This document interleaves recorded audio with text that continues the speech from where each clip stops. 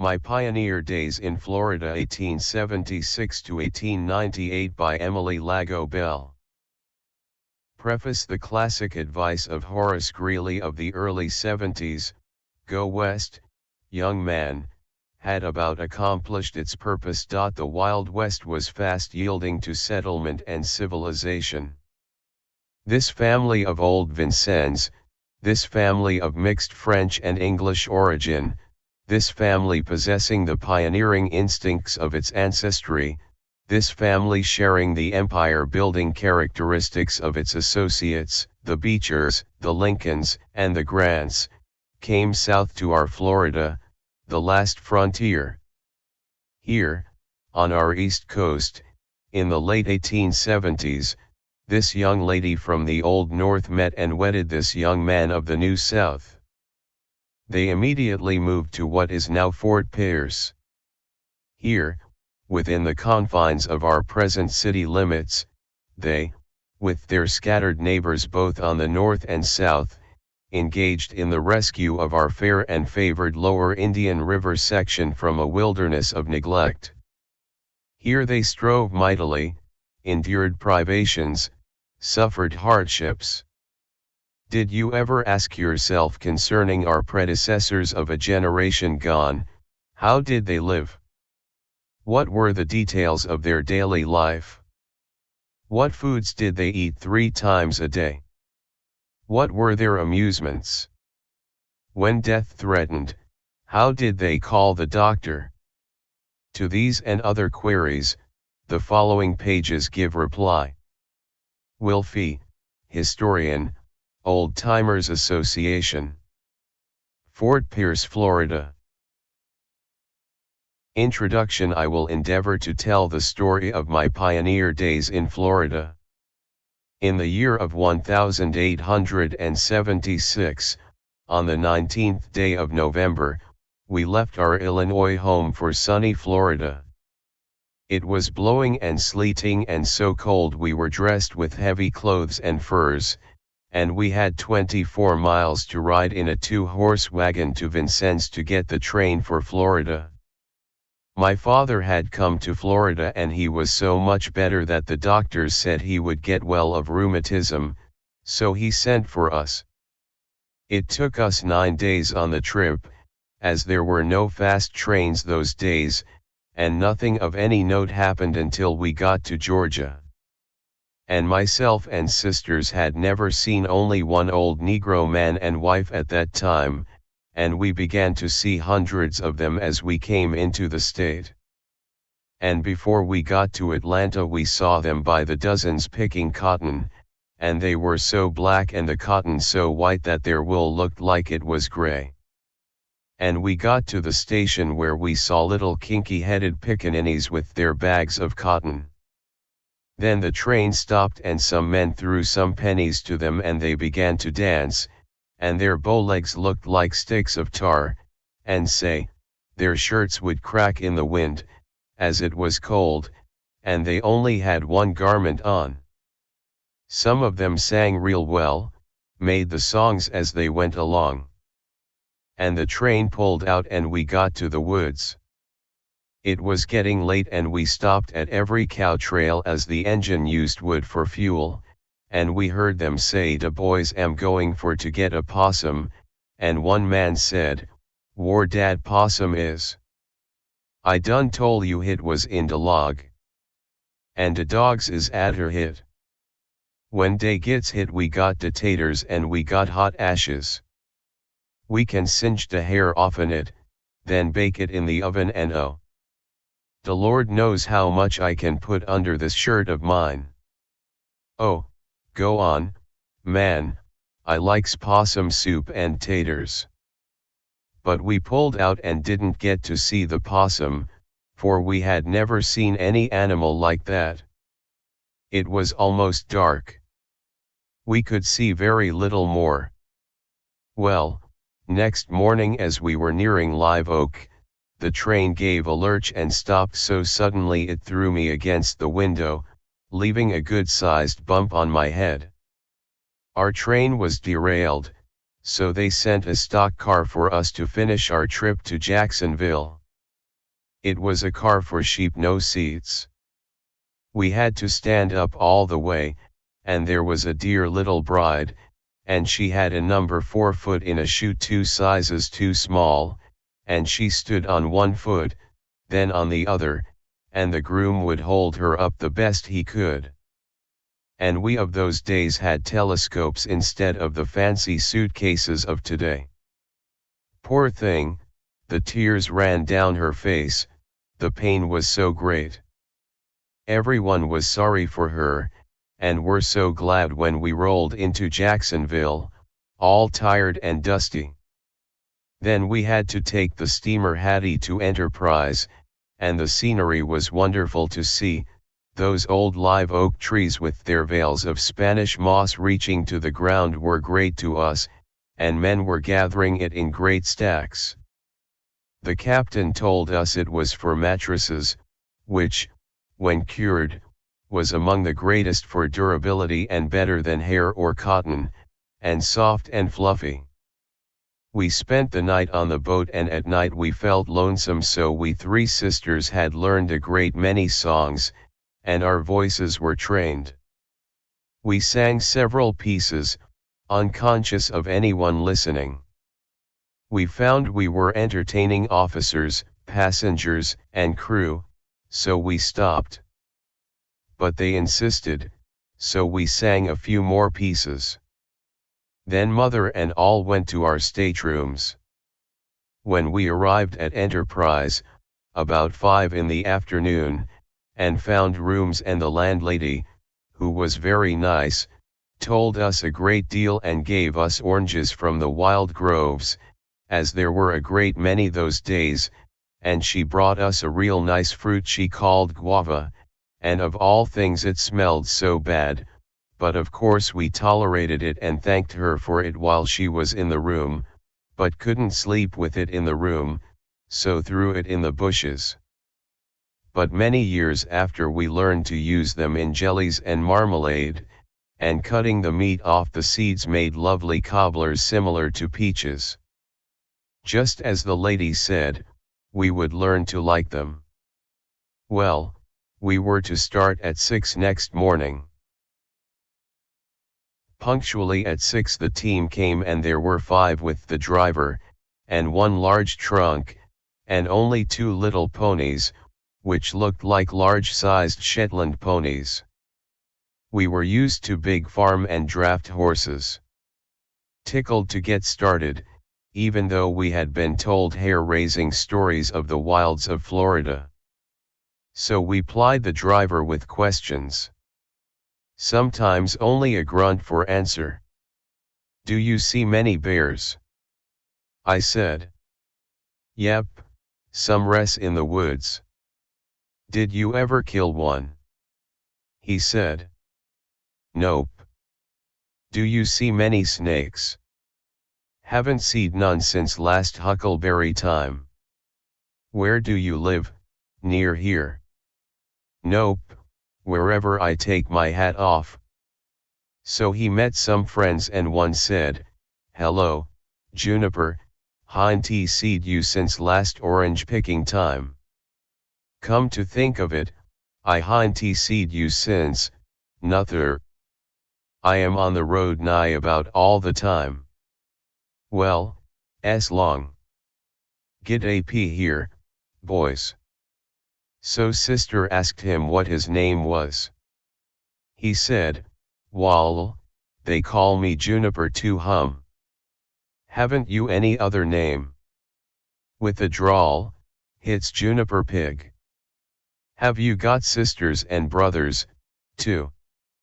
"Yas, got some, one sister. Her name is Florida Pig." And we could hardly keep our faces straight at his name, but we hid our laughter the best we could and wondered if she looked like the Razorbacks. So after 2 years I had the pleasure of meeting his sister, and she was a beautiful girl of 16, so we cannot judge one by the name. It was Sunday and 4 in the afternoon, and we expected to get to New Smyrna by 6. The distance was 30 miles. already so tired of riding over roots and through deep sand, when all at once we heard singing. Pretty soon we came in sight of young folks coming from church and singing school. Girls and boys on horseback, each Beau Brummel had his sweetheart on behind him. Some had on homemade palmetto hats, all draped with Spanish moss and wild jasmine, which was a novel sight to us. Well, we soon came in sight of the preacher. We had heard the poem of the wonderful one-horse shay, for it looked like it had run 100 years to a day. The minister himself was old and a wonderful man, a Methodist preacher. Preacher Selleck was his name. But the funny part was yet to come. There was a large family in an old-fashioned ox cart. The mother and children had dresses and sunbonnets all alike. The old lady and man were sitting in cowhide chairs looking so happy and smoking their old clay pipes, while the eldest boy was walking and driving with a long gad, and all at once the oxen got scared, and over went the children. The old lady upset, her pipe flew out. The old man, rather stiff, managed to get ahead of the oxen and stop them and, quieting the children, started on. Oh, pshaw! If we only dared to laugh as we wanted to, but were afraid, for we had heard the crackers were terrible folk if they got mad at you. But to this day I have to laugh, the way they looked as over the roots they went bumping. Well, we are nearing our journey's end at last, only 3 miles more, our guide said, and of course we expected to see quite a town. But, on arrival, we didn't see a dozen houses, store, and all. Then we arrived at Calknapp's. He was customs officer at New Smyrna at that time, and my father was boatman for him, also George Mendel, as he had to keep 2 men, boatmen. So, after the pleasure of meeting father and the new friends and supper over, we had almost decided it was the end of a perfect day, so we started down to the grove to get some water, and it looked so cool and nice we drank it, but oh, gee! It was that awful sulfur water. So disappointed, for we were so thirsty, nothing to drink all day. So we turned to look at the beautiful orange trees, so laden with the bright golden fruit. It was a grand sight to us, as we were used to seeing apples and other fruits. We did not touch one, but the colonel told us to help ourselves, so we each took one, for we had to pay 10 cents apiece at home for oranges. As we stood looking around in fear of snakes, we began to stamp our feet and rub our faces, and our heads itched and our faces began to burn, when sister said, "Let's go." We couldn't see what the matter was, so the little girl who was with us said, "Oh, it's only sand flies." There were millions, so we ran back to the house, where they had made smudges, and we didn't sleep all night for them.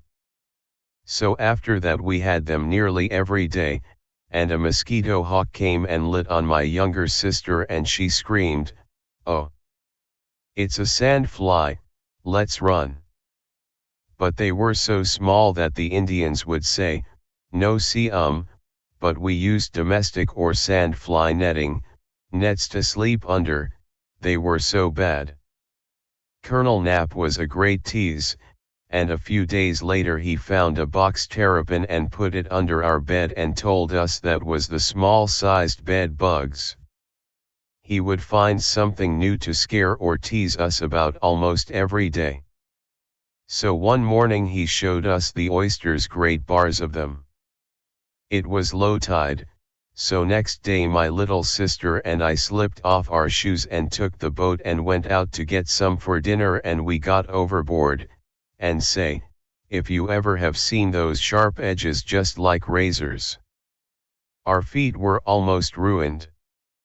You could trail us with blood. He was sorry that he didn't tell us to put on old shoes. That ended our slipping out and not asking questions. Now, Father had rented a house at Hawks Park, south of New Smyrna about 3 miles. It was in the woods, no neighbors nearer than 3 miles, and we had to go in sail or rowboats to the town of New Smyrna. The house was just a shell and we had bunks to sleep in. Couldn't get furniture nearer than Jacksonville, 200 miles. Well, we put up our nets just before night, mosquitoes so thick they roared like bees or hungry wolves. Our hands and legs were swollen so badly we cried and would bathe in strong salt water, they poisoned us so bad. And the next morning we went out on our little dock to see the fish in the river. There were thousands of roe mullet, as it was their season. It was a truly wonderful sight. But oh, it was so lonesome, for we had come from a large town. So we children cried an ocean of tears the 6 months we lived there. We wanted to go home, but Father had rheumatism so bad he couldn't live in the north anymore. He would be in bed helpless for 6 months at a time. So that was why we came to Florida, and my father got well. So we got used to the country and stayed. Father's name was Alfred LAGOW. My bitterest disappointment was when I found that there was no school to go to, and I was sickly and couldn't go very much. I felt that I would rather die than not have a real collegiate education. I wanted to be a great writer, so I read everything that I could get. Father taught me when he was home, and I thought I would run away and go back to my Illinois home, but had no money, and that winter the orange trees were so frozen the trees were split open, and so we hadn't anything but the land and couldn't get $1 an acre, not like it is today. And we didn't know how to raise cowpeas and sweet potatoes like the natives did, but learned later. We got 2 boarders and they paid us $3 a week. Not much, but it helped to get grits, and we could get plenty of fish and oysters, but we couldn't get coffee all the time, so would slice sweet potatoes and brown them in a Dutch oven till real brown, then boil a few minutes and it was real good coffee. We would cook grits about 2 hours, for we had never seen it before. We ate it with bacon gravy or lots of lime juice on it. Boiled or baked fish, we had none of the things to make things palatable like we have today. Now, we had to go to Port Orange to get most of our groceries. Captain Fozzard and his father kept store and we had to go in a small sailboat and had to cross New Smyrna Inlet, and so many times would have to wait till the tide swerved.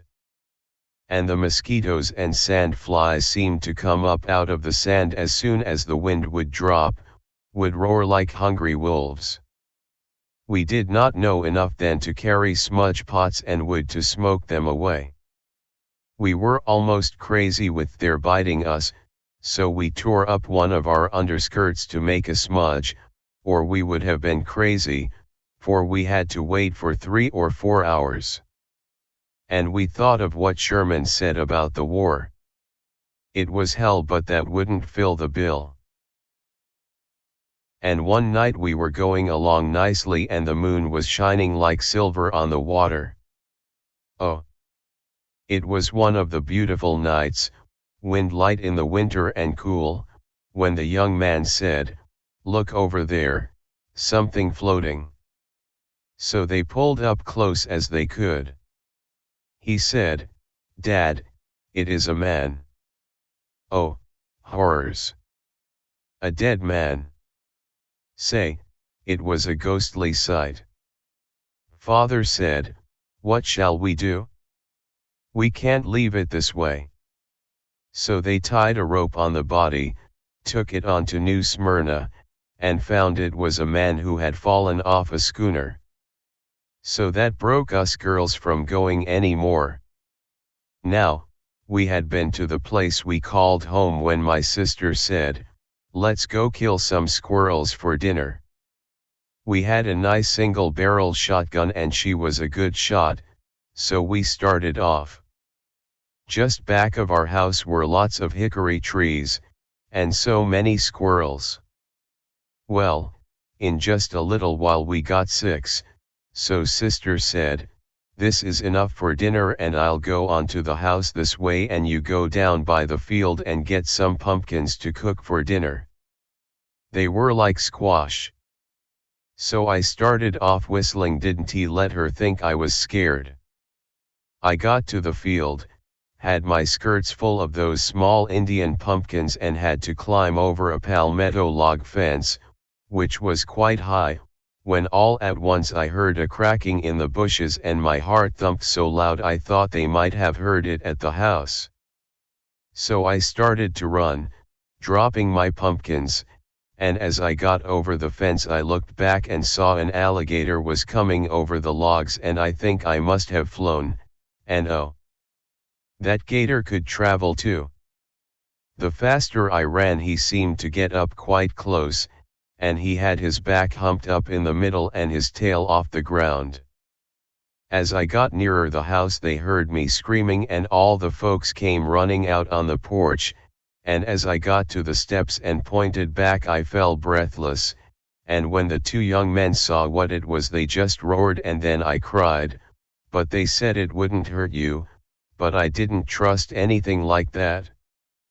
That was the way it crossed the lot to get to the river, but I still respect them enough to keep out of their way, and didn't gather any more pumpkins by myself.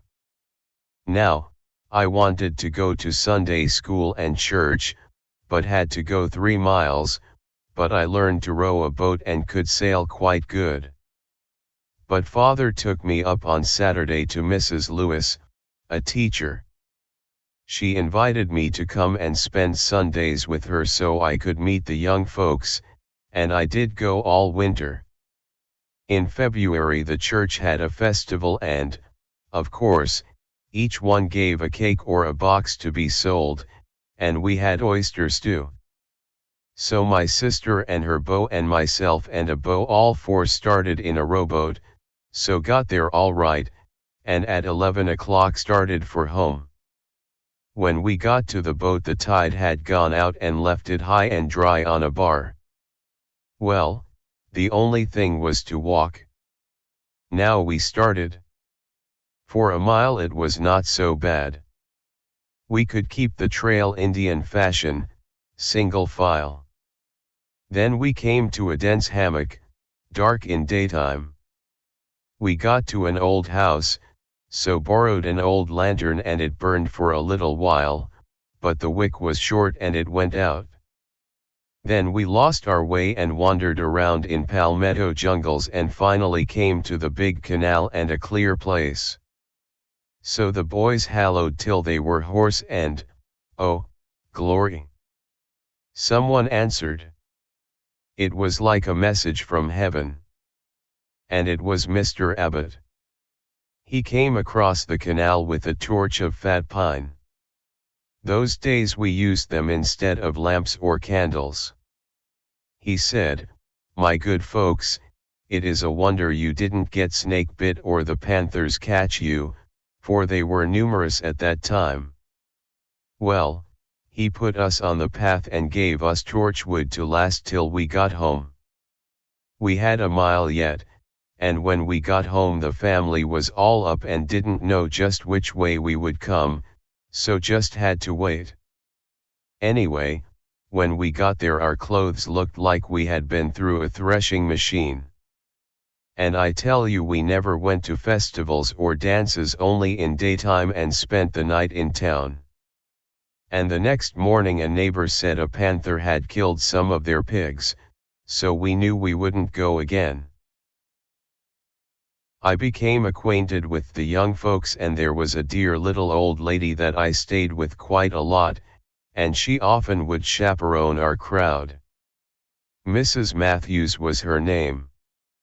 Now we would have singing school and the teacher sang what he termed a wonderful bass, but he sang through his nose, so it really sounded like a tin foghorn, for I don't believe he could have said pudding to save his life. Well, singing and dancing and beachcombing was the only recreation we had those days, now called beach parties. There was a scarcity of young men, so when a new one appeared, why of course we girls all put on our broadest smile, and there was no rouge and powder and lipstick, and we didn't have perfumed soaps, and flappers were not known those days. Now we all went to the ball on Friday evening, and it was our usual crowd, and we had danced several square dances and waiting, for the music was great. It was a fiddle and not scientifically played, but really was good, and a young man sat in front of the musician and had two sticks about 15 inches long and beat the strings, and it was real good, for it was like two instruments. Well, it was about 10 o'clock and we stopped dancing and went to our seats. Who should we see but a strange young man and, of course, all began to brush our hair and dresses to look our best. So one of our friends came in and introduced him. Of course we wondered who would get to dance first with this good-looking stranger. So, as I looked up he was coming toward me, and I had that pleasure first. So he finally married one of the girls in our set, Miss Emma Loud. His name was Westall. Now, if you have a Peterson's magazine of 1874, 1875 or 1876 even to 1880, you can see the styles. Well, we wore long trains and tight basques and polonaise with loops in the back and bustles, and some hoops and sleeves tied from elbows down, and the tops were like balloons. Some wore waists so tight they looked like wasps. And when we were dancing we had 2 or 3 smudges. We made brushes of palmetto to brush the mosquitoes off our shoulders and backs. And the men those days wore boots, high tops, and some had brogans which looked like plough shoes, but they danced as light as they do now with pumps on, and one would think the men would step on our trains, but not so, for they didn't dance the crazy way they do now, for if any young man dared hug the girls the way they do now they would have been thrown out of the hall as being crazy. So now we move along. It is Sunday and the men folks decided to go to the beach, as we sometimes got coconuts and mother would scrape the meat all out fine and put the milk out of it back and mash and strain, and it was delicious on rice, grits, or even bread. With a little sugar. We lived on that diet for many weeks. One day the men had been gone a short time when we heard a pig squeal. Mother grabbed the gun and started, but it was loaded with fine shot for squirrels, so when she got to the picket fence there was a half-grown bear with the pig in his paws, gnawing his neck, and mother shot him in the face and loaded and shot again, and I tell you that bear rolled over and ran in the bushes. We went after a neighbor who owned the hogs around there, and he and some other men came and in about an hour had Mr. Bear. They killed and dressed it and sent it around to all the neighbors. Mother and father ate some of it, but we girls had just as soon eat a monkey. We were anxious to see the bear when mother shot him and were near the fence, and it looked like he would come through it, so we didn't have to be told to move, we just flew, never stopped to see if he caught mother until we got to the house. That night when the men came home they surely were surprised to see so much meat. So mother told them how it was and they said they would get buckshot for her. About 1 week later my sister and I were coming from Mr. Abbott's with a basket of green peas and potatoes and onions. We were going through a dense hammock, and it was getting late, when we heard some hogs coming and they all rallied close to us. We set our baskets down, but the hogs were frightened, so they didn't care for anything to eat, and we soon saw what was the matter. A big bear was biting at a big sow to make her go to her bed, where her pigs were. Oh, horrors! We didn't get our breath till they passed on down the ravine, where her bed was, and he got 2 or 3 before we could get Mr. Abbott there. But he killed him and then took us home. He said he had been killing the hogs for some time. Say, now, a ghost story could make you have that creepy feeling like meeting a big bear in the woods. When our menfolks came home that night, it was funny to see how they looked when we showed them so much meat again. Oh, joy! Mr. Mendel told us he had a letter from his father and they were coming to Florida, 2 sisters, 1 brother, father and mother. Going to move to Florida and live next to us. Oh! Now we could hardly wait for the schooner to come from Jacksonville, for they had to come that way. Our neighbors came and we found them to be very religious and wouldn't do a thing on Sunday but sing and read. We certainly did enjoy them, for then we could go to Sunday school, for the young man built a small sailboat and we could go more. We wouldn't be afraid. Their father was a dear old man. He was an old sea captain, and evenings we would sit around the fire and he would tell us sea stories about whaling trips. Walter told his sister we would go to Sunday school the next day and we were ready early, as we had to go with the tide, 3 miles. We went out on the little dock we had, and our dresses starched so stiff they rattled like stiff silk. Everything was starched those days. Dresses and skirts would stand out like hoops, but now the thinner and tighter dresses are today is more in fashion. Now it takes 1.5 yards where it took 10 and 12 yards to one dress. Now back to our first Sunday trip. We got in the boat, started, had a fair wind and got about a half mile from the dock when the halyard broke at top of the mast, and so Walter said, "Girls, sit over on the one side and I will go up the mast and tie it back." Well, we moved as he said, and he climbed about halfway when the boat tipped to one side and over we all went. Well, the water wasn't more than 3 feet deep, so we held onto the boat and waded to the sandbar that was close to us, and we just had to look at one another and laugh till we cried, our nice starched dresses limp as a rag. We pulled the boat up and bailed it out and rowed back. The folks all came running out, and before we got to the dock the planks broke and they all fell in, so we had a baptizing and they all laughed till they could hardly help each other out. There were about 10 of them, it was like a movie picture.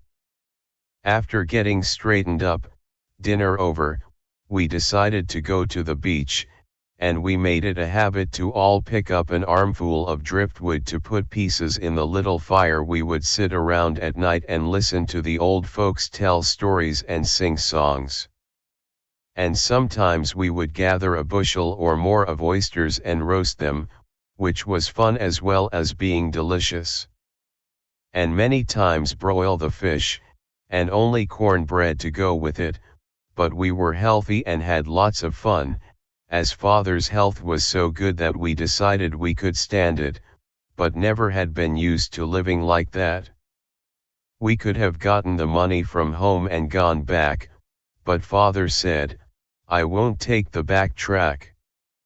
Now in 1878 Father and my brother-in-law got some carpenter work at New Smyrna, an addition to the Ocean House. It was owned and run by Mr. Lode and wife. There were quite a lot of northern people came to Florida at that time, so they were busy all winter. I was at my friend's house, Mrs. Lewis's, and he had two old gentlemen visiting her. She introduced them to me, and they were the J&P Coates brothers, whose thread you all have used. They were the manufacturers of the 6-cord thread. They were jolly and always brought Mrs. Lewis presents, besides her year's thread. We went to church, as she was a Northern Methodist, and they were, too, and they were singing that old hymn, Savior, more than life to me, I am clinging close to thee, and one would say I am colinging after the rest had finished, when, as always, the young folks would snicker out loud, but he never knew he was furnishing the fun. These two gentlemen were Mr. Lode's boarders each winter. Well, at that time father and brother made $3 a day between them, so they brought home some flour and bacon, and mother had learned how to take the sour orange juice and make the most delicious biscuits, and baked them in a Dutch oven in the yard, then took 3 or 4 slices of bacon and fried it crisp and made thickened gravy with it. We couldn't have much of it at the time, and couldn't get coffee only once in a while, so mother took corn, parched it brown and made coffee out of that, and sometimes used small roots, sliced them thin, put them to dry for a few days, and it made real good tea. It was a briar root. So one evening father came home all full of business and said a doctor from Savannah had come down to Florida to study the nature of the saw palmetto berry to make a kidney medicine. So he took Dr. Fox under his wing, and they talked it over, as Dr. Fox had found they had fine medicinal properties in them for the lungs. So the doctor told father he would give him 50 cents a bushel for ripe berries. There were thousands of bushels of them. Oh, joy for us! We could get about 10 bushels a day, so baskets, boxes, or bags were got together to start next day. Not early, oh, no. Not till a breeze sprang up, for the mosquitoes were in the bushes solid till 'bout 9 o'clock. Father took boxes and nailed a piece of hickory stick split in 2 parts on the boxes for handles for each of us. Over to the beach side there were black beauties, and the bees were after them for the honey, so I decided I would try one. They looked so nice and juicy. Oh, so they were, but that has been 49 years, but never did I try one again. I could never tell you how it tasted. It took the skin off of my throat, but I never told it till some of the other girls tried it, and didn't tell it for years after. It took a long time to get a bushel, and we had to tie pieces of crocus sacks around our legs to keep the mosquitoes from eating us up, and put paper in the backs of our dresses so they would not eat our backs, then tie a piece of cloth over our heads to keep them off our necks and out of our ears. Oh, it was a tortuous job. Well, we got 5 bushels the first day, but did better the next, so we made about $30 that week. Well, the market closed glutted, so they said they were experimenting. So they built a shed and put a furnace in it and a 60-gallon kettle to cook them in to separate the syrup from the oil. It looked like castor oil when pressed out, the oil skimmed off, and then they boiled the syrup down, and lots of people liked the taste of it. Said it was good on pancakes. I took their word. Once was enough for me. Well, it was put in kegs and shipped away to Savannah, and there were lots of pummies and no more work till the verdict was rendered, which would be some time before the test was made. That hardship over, now for the funny side of it. The pummies had to be disposed of. I was staying with a friend, who lived in a 2-story house built out on a dock. They lived upstairs and had a store on the lower floor. So they used wheelbarrows to haul the pummies to the edge of the river, and they had tide water there.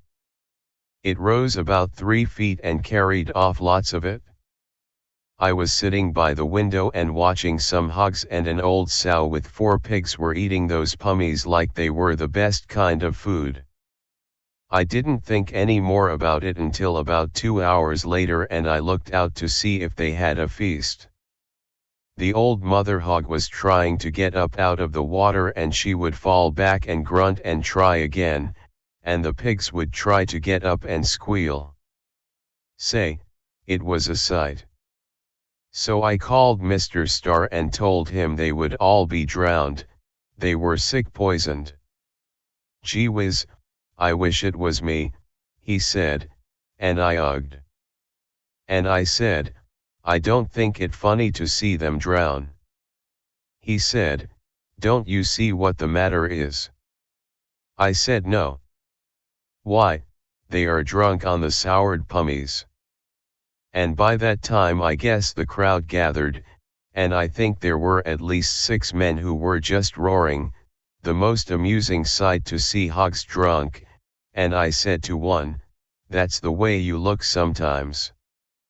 The only difference is 2 feet and you have them when you can't walk. You crawl. But they had to lift them out. He said, you are hard on us. And then there were some chickens so drunk, and one old duck-legged hen would stand and drink till she got so wobbly she would tip over backwards.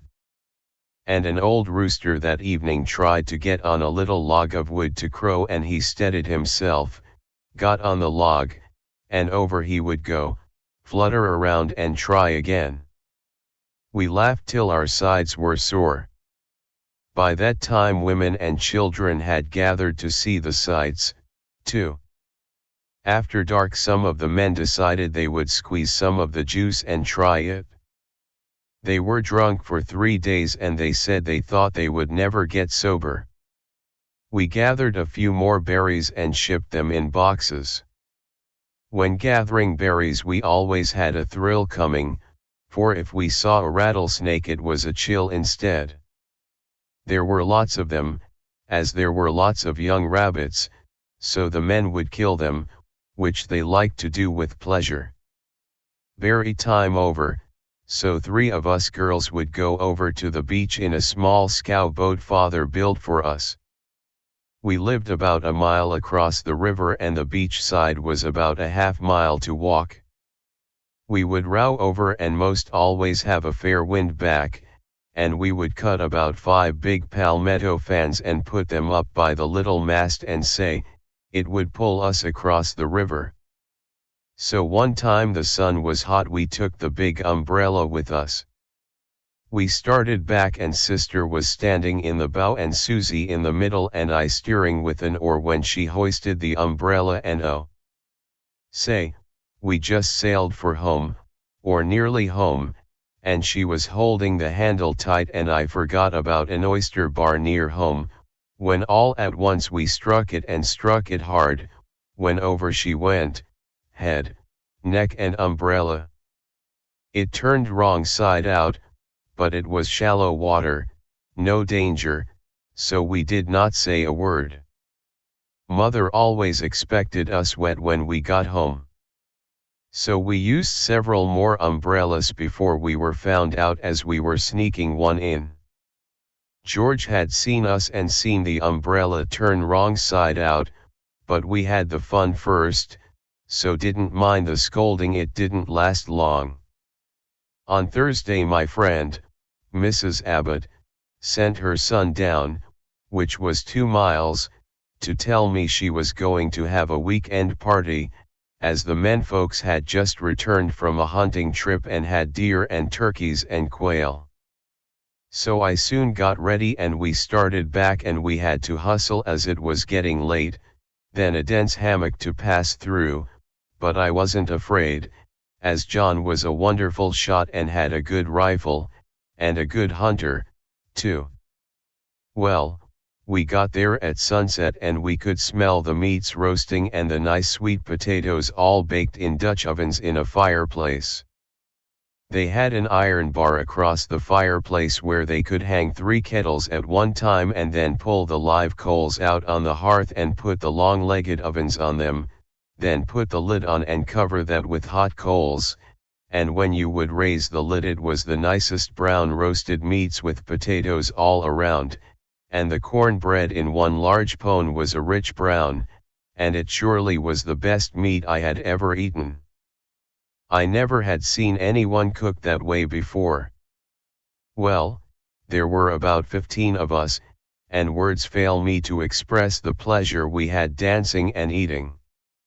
It was a real feast, and that was not the only party we had, for both Mr. and Mrs. Abbott were jolly and their latch string was always out. Well, on Saturday Mr. Abbott said, "Miss Emma, I have a dandy beau for you. He is rich. He saw you and some of the girls in the Grove today and he asked me if you were my daughter and I told him no, that we were having a house party at my house, so I invited him to stay for supper and dance, as we were breaking up at 12 o'clock that night.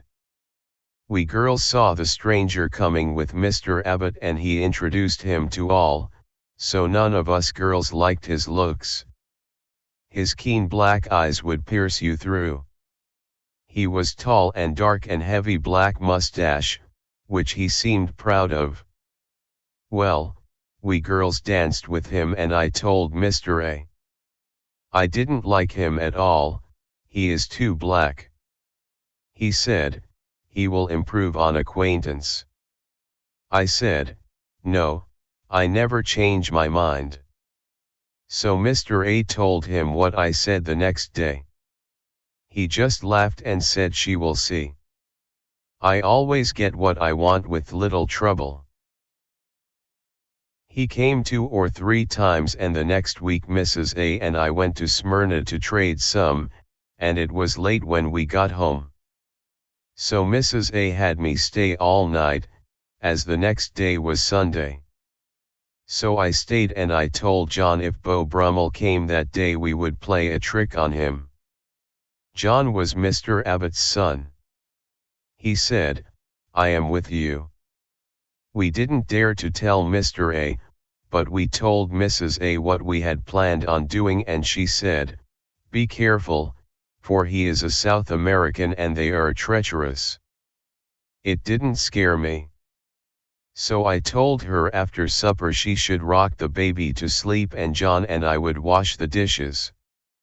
He would come around the corner of the kitchen, where a bird pepper bush grew and he could eat them like I could cherries, so that was fine. He dressed always in white linen and a fine tucked shirt bosom, not a wrinkle in it. The dishes washed and we dumped the pot liquor off the turnip greens and the grounds off the coffee all in the big dishpan, and John was to watch and when he got to the corner I let it go and the contents struck him in the face and went the whole way down. Oh, joy! What a success!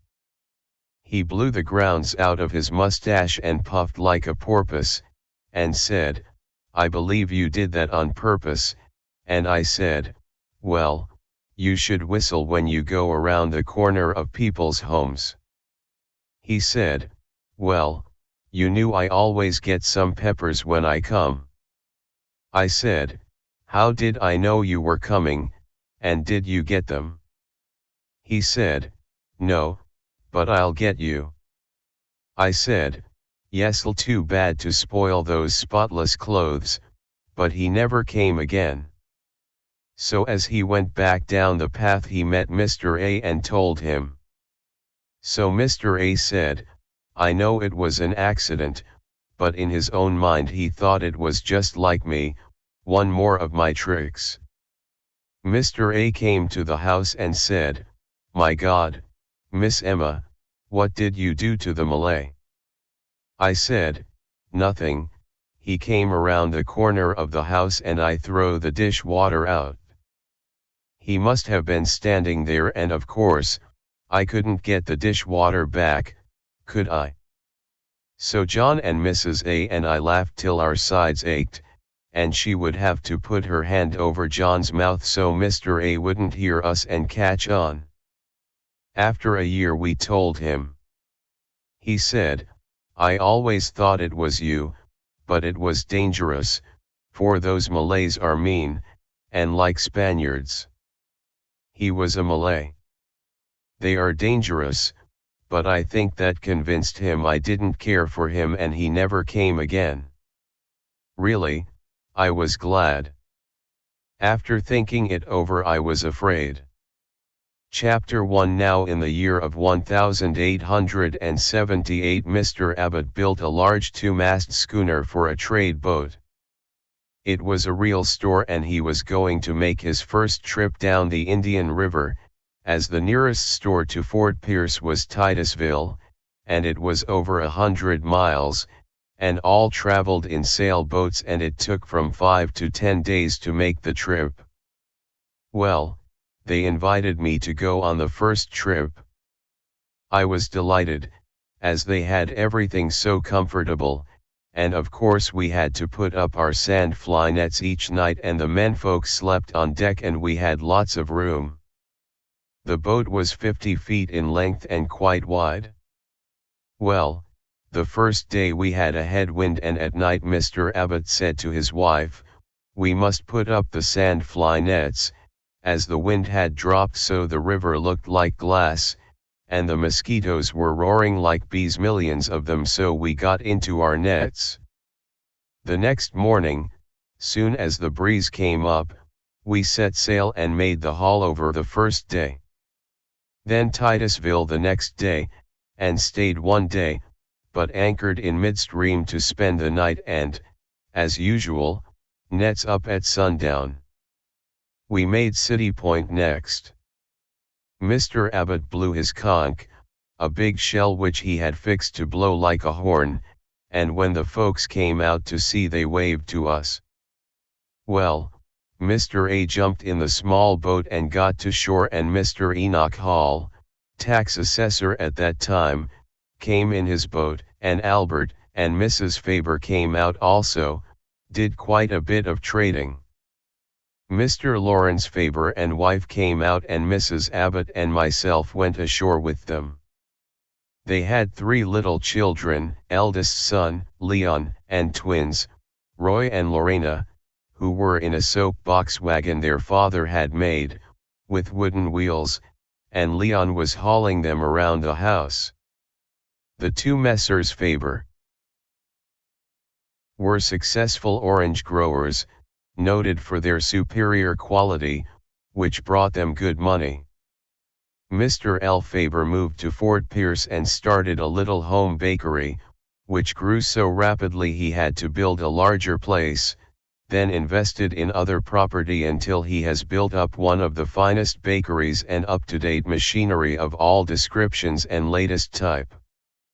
He also is a very influential man and a wonderful citizen. His sister, Mrs. Frank Powers, whose husband is in the real estate business, resides in Miami. Now on with the story. Mr. Abbott and wife were the jolliest company, anything for fun. Mr. A said, now, Miss Emma, it is up to you to see how many nice oranges we get, for there are lots of young men that work in the groves. Now look your best. I said, I don't know about the looks, but give me a chance and I can play jokes. So Mr. Williams came out and did a lot of trading, for he had quite a number of men to buy for. Then, after he went ashore 2 young men came aboard, friends of Mr. A. They stayed about 3 hours and we got supper, so the dudes came back. One of the boys' name was Charles Creech. He brought me a half-dozen oranges, but Mr. A said he sure is stingy. I said, he didn't have a basket to bring them in. The other fellow's name was James Bell and I really liked his looks. Mr. A whispered, that is a fine fellow. Tell him you like oranges. After the bugs began to get thick, we said we would stay the night there, so they went ashore, saying they could come in the morning.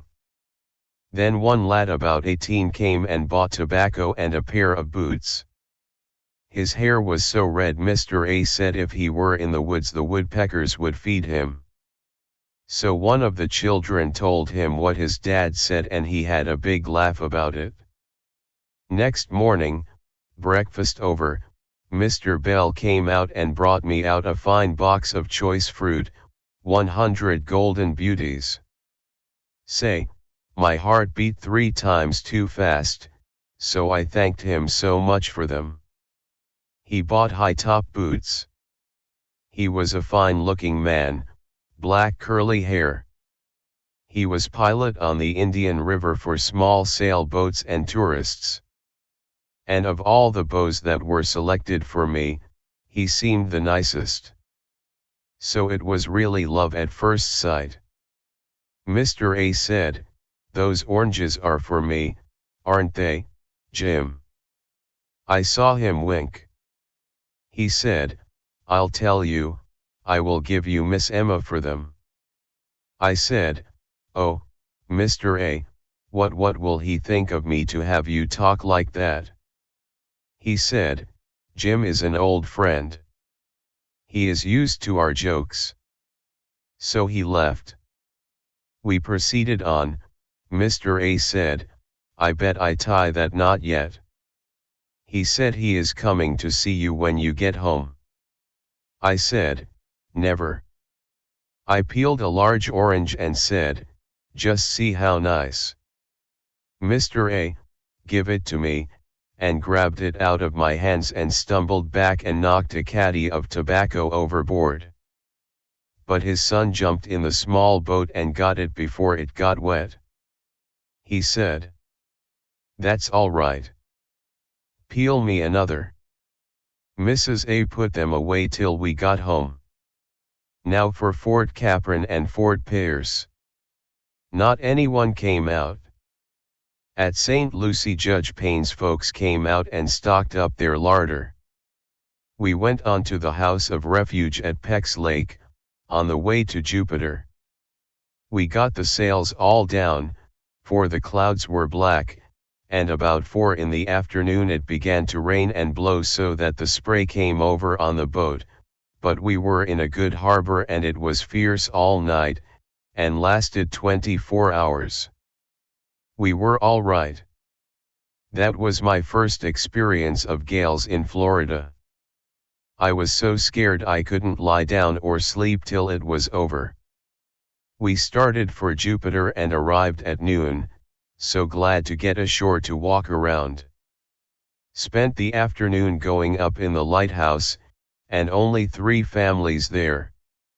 Captain Armour, wife, and 3 children were so glad to see us, for they didn't have company, and we surely did have to get under our nets, for sand flies were the worst I ever saw them, and the children began to cry, 3 of them.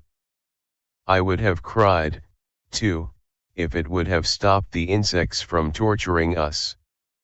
Mr. A said, "Hush, children, the Indians will hear you and come on the boat," and I, of course, was green, thinking maybe they might come, and sure was scared. Still, if the Indians were a mile away they could have heard my heart beating. The children kept on. Mrs. A said, "Old man, the joke is on you." So he told them he would sing a song for them if they would stop, so I put the song in here.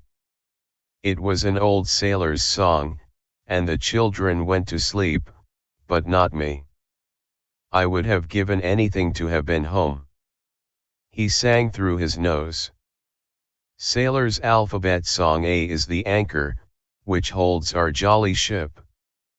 B is bowsprit, which neatly does fit. C is the capstan, on the deck it does stand. D is the davits, where the small boats hang. E is the ensign of red, white and blue. F is the forecastle, which holds the jolly crew. G is the gangway, where the captain does stand. H is tle hawser, that never will strand. I is tie iron that bounce our ship round. J is the jib boom, where head sails are found. K is the kelson, that leads fore and aft. L is the lanyards, that make backstays fast. M is the main mast, down through the deck goes. N is the nasty old cook at his stove. O is the order for all men to beware. P is the pump, where all men swear. Q is the quadrant, the sun it does take. R is the rigging, that never will break. S is the starboard side of our jolly ship. T is the topsail, never will split.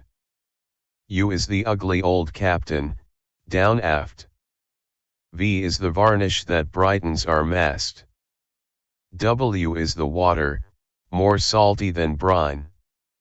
XYZ there is nothing can rhyme. Now, I tell you I was happy when we started home. We had a fair wind, we made one stop at Fort Pierce, and found the gale had done quite a lot of damage. Alexander Bell and family, also Mr. Archibald Hendry's family, Mr. Sellers and family were living at 10 Mile Creek. This was the 1878 storm. The gale lasted 24 hours and the creek began to rise, and James Bell and brother, Frank, and others found they had to get something to save the women and children, so took the floor out of the house, made a raft, and the water was in the house then. Well, he took his mother and children first to an Indian mound, which I think is near 10 Mile Creek yet. He had to make several trips before he got them all and forgot his horse, and it drowned in the yard.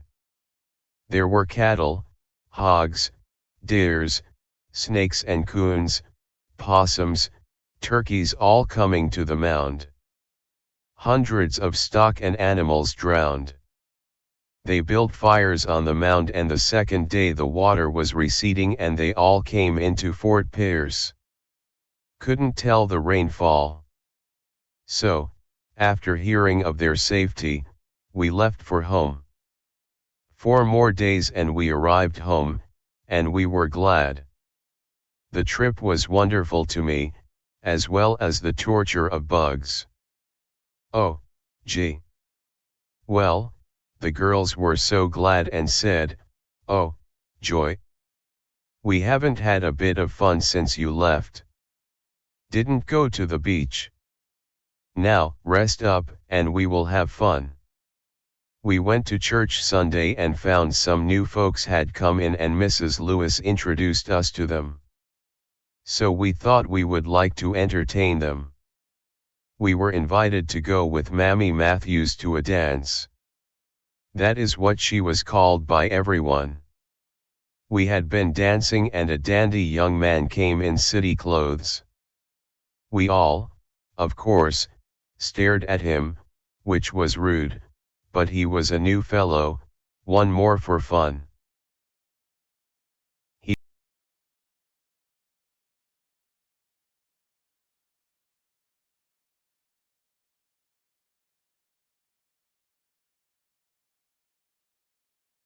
He was secretary to a botanist.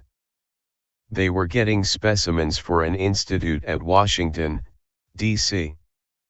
We 3 girls decided we would show him some nice places of interest. So, after each dance, we would tell him of the wonders of the boating and scenery. So he said he would be delighted to go with us. We found he was green and nearsighted and mortally afraid of snakes. Well, we put our heads together. Louise and Sadie and myself put our heads together and began to lay plans for fun. So we invited him to take a boat ride up the big canal. He said he was delighted. Next day he was to meet us at 10. We had a lunch with us, but we ate it before he arrived, for it was grits cooked nice with bacon, gravy over it. When hot and put in a pail, and when cold slice it. We found it good when hungry. Well, Mr. Tyler arrived, groomed to a finish. Our boat was a good large rowboat and two could sit in the back seat, so Sadie would steer. She and he both sat there and I was to row, Louise in the bow. All steady. I pulled out in the stream, then up the canal. He was delighted with the scenery and old oaks, with the Spanish moss hanging to the water's edge, and the palms waving. He just beamed with delight. Louise said, "Let's go up to the rustic bridge where the grapevine swings are, and not so hot." Tyler said, "That will be great," and, of course, we knew it would be, for we had had trouble in being initiated in the mysteries of their castle or harem. Anyway, they sting as they come out of a big nest of guinea wasps. We had knots on us, too, for days. We carried soda with us after that, it takes the poison out. Before we got up that far we put our sandfly netting over our heads, tied them under our chins, for no more stings for us. Tyler said, "Oh, this is great. I never have had this pleasure before." But he did not know what was in store for him in a short time. He said he didn't know there were such wonderful places in the world. But wait, he will find different wonders before we end this trip. So I rode right on under a big saw palmetto bunch, where the wasp castle was. Louise said, "Oh, look. There's wasps." Wasps. He looked up like he thought they were birds. Sadie said, "Oh, there it is." So he jumped to one side. We steadied the boat the best we could, for the water was deep and I didn't want to be thrown out, for I could not swim. The joke nearly turned on us. Tyler said, "Oh, there is one." It was a bird. So about that time we hit the nest, and sure enough, one got him between the waistband and the seat of the boat. When he hallooed, "Oh," I sat on a tack. Of course we didn't dare laugh. So we sympathized with him. About that time one got him under the chin. Then we moved and told him it was a wasp, and so sorry, and he thought we were truthful in saying we did not know they were there. Put some soda on his chin, that was all we could do. Well, we started back, and Louise said, "There is a spider," and knocked it in his lap. He almost turned green, he was so scared. He thought everything then was one. She got it out of the boat. Tyler tried to jump ashore, we were near it, and it was about 3 feet deep.